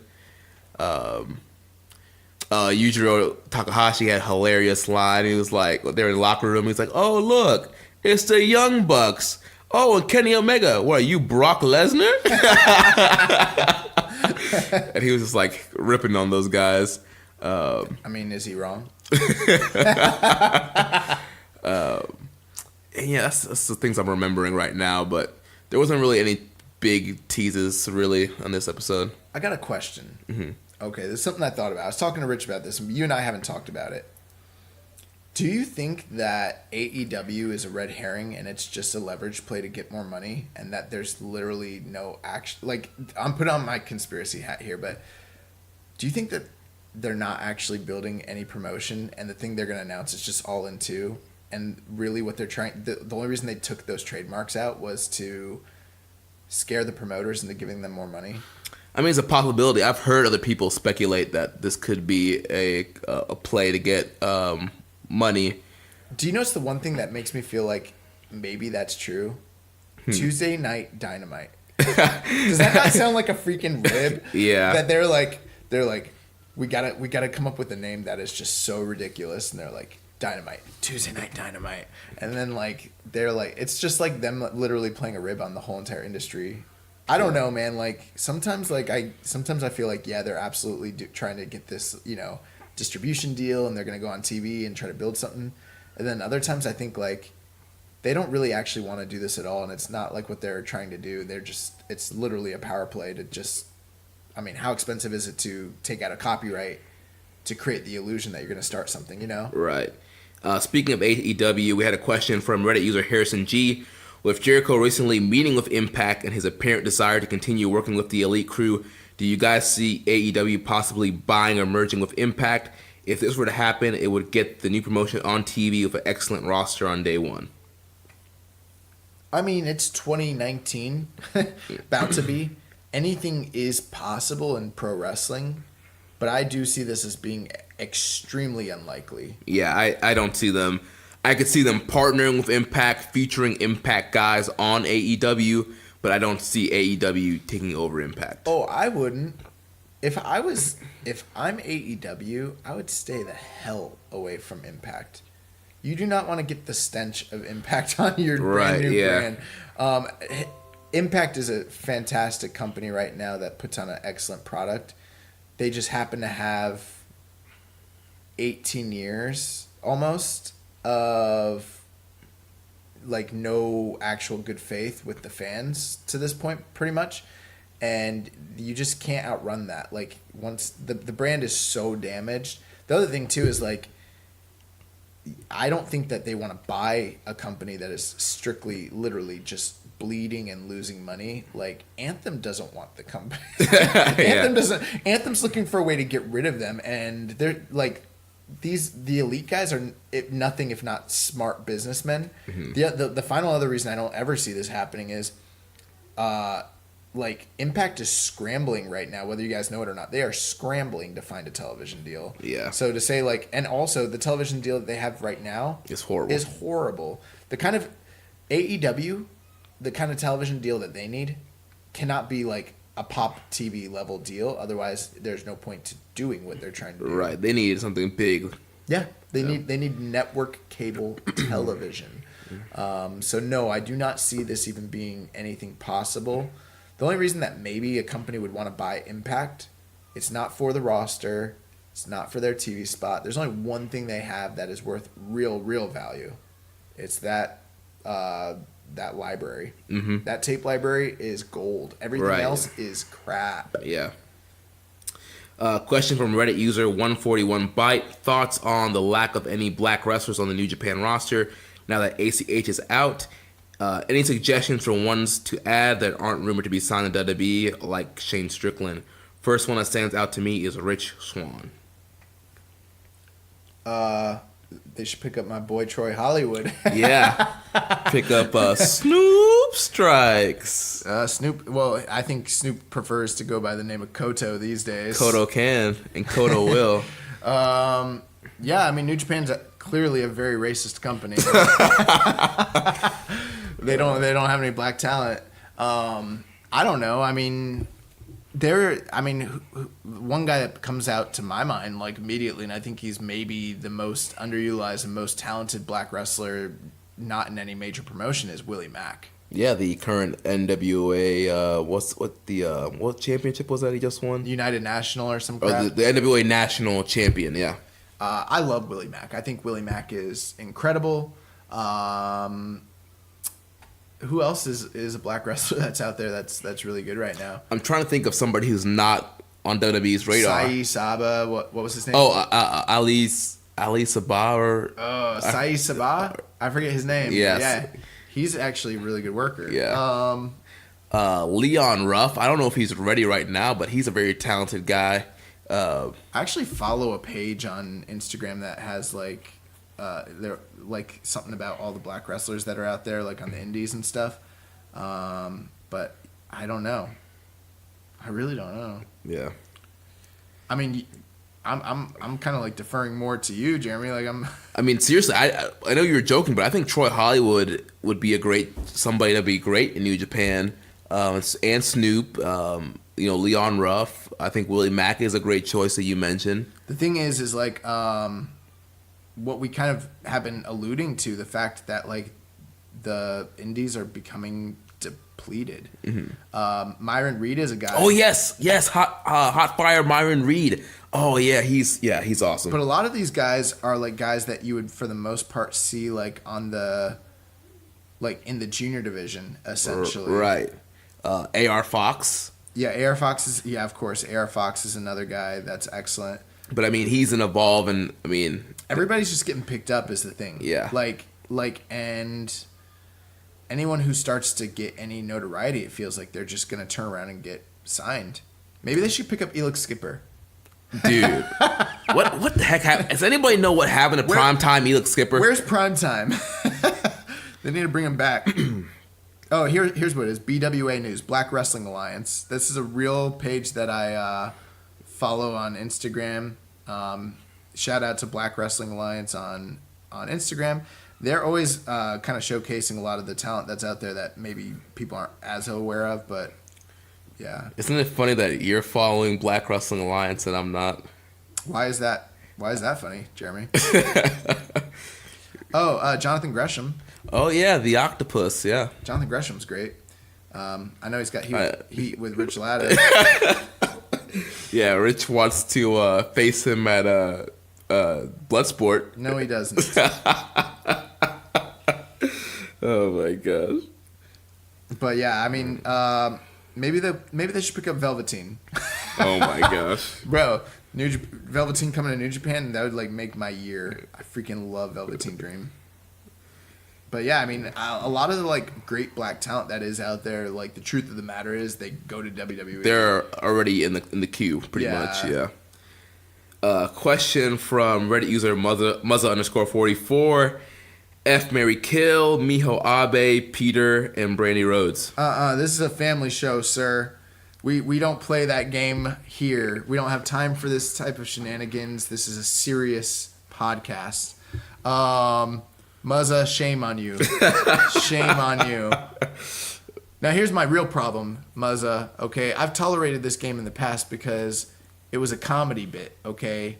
You were giving us names of professional wrestlers, that we would never actually have to put any real thought into. But now you're playing games with my heart, okay? Brandy Rhodes, Miho Abe, and Peter, like, what am I supposed to do there? This is not a funny bit anymore. This is life and death. This is a real life situation right here. Now I have to like approach this with levity and gravity and so much seriousness and I don't want to. You're making me focus on choices that are negative, and I don't need this sort of negativity in my life, Muzza.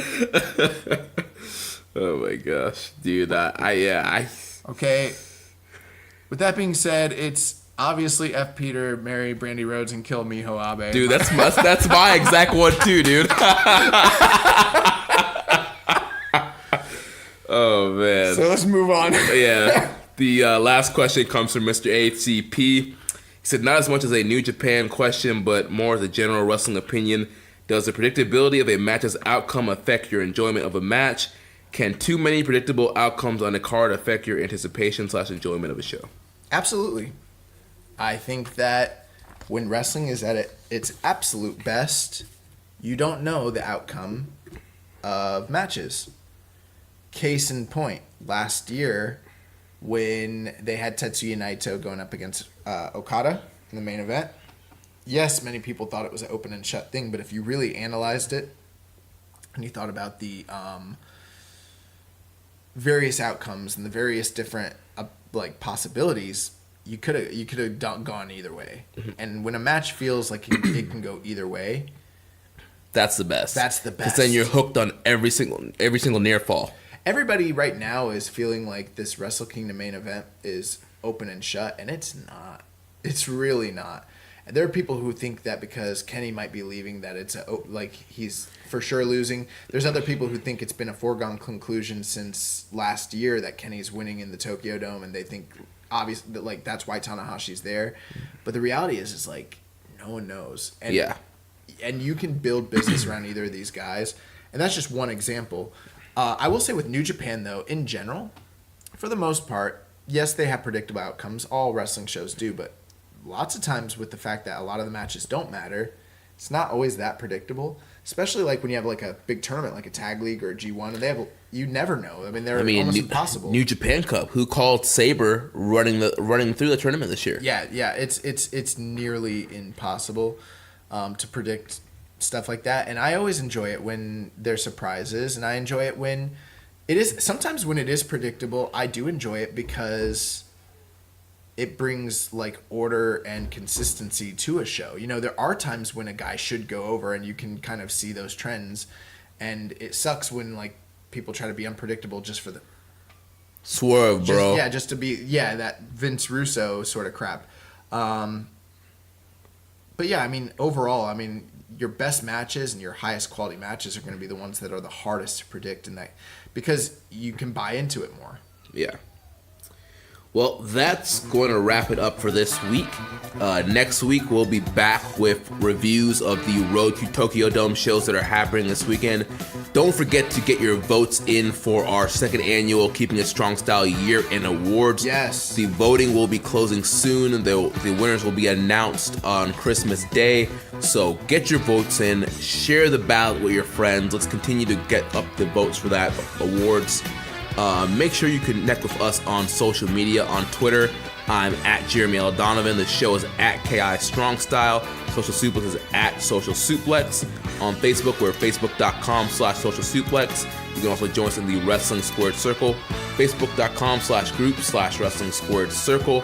Also on Reddit, I am the Pro Black Guy. Josh is Keeping It Strong Style. You can email me, jeremy@socialsuplex.com with questions, or if you want to be a part of the Social Suplex team. You can check out all the other shows on the Social Suplex Podcast Network. One Nation Radio, hosted by Rich Latta and James Boyd. They just dropped part 1 of their WWE pay-per-view year-end review. We have the Ricky and Clive Wrestling Show. I know they'll have a TLC preview coming up soon. The Outsider's Edge, featuring Rance, Carl, and Kyle. Our podcast dedicated to independent pro wrestling, Grown Men Watch This Shit, hosted by Jeremy Tate and Chris Bryan. And be on the lookout for a new show coming to the network this week. The news broke on Social Suplex Twitter this week that it broke Twitter, it broke the Twitterverse, that Wilfred Watches could be joining. So be on the lookout on the feed for Wilfred Watches this week. And you're going to learn something, Wilfred, when you're Social Suplex. Your Social Suplex for life. Also, thank you to everybody who congratulated us on our 1-year anniversary. Yes, we got a lot of shout outs and kind words. So thank you guys. Thank you for all the love and support. Keep showing love and support by subscribing and leaving ratings on whatever podcast app you use. Don't forget to check out powerslam.tv. Use that code SOCIALSUPLEX to get your free month. And until next time, goodbye and good night. Bang. Go Ace. Thank you for listening to Keepin' It Strong Style. We'll see you next time.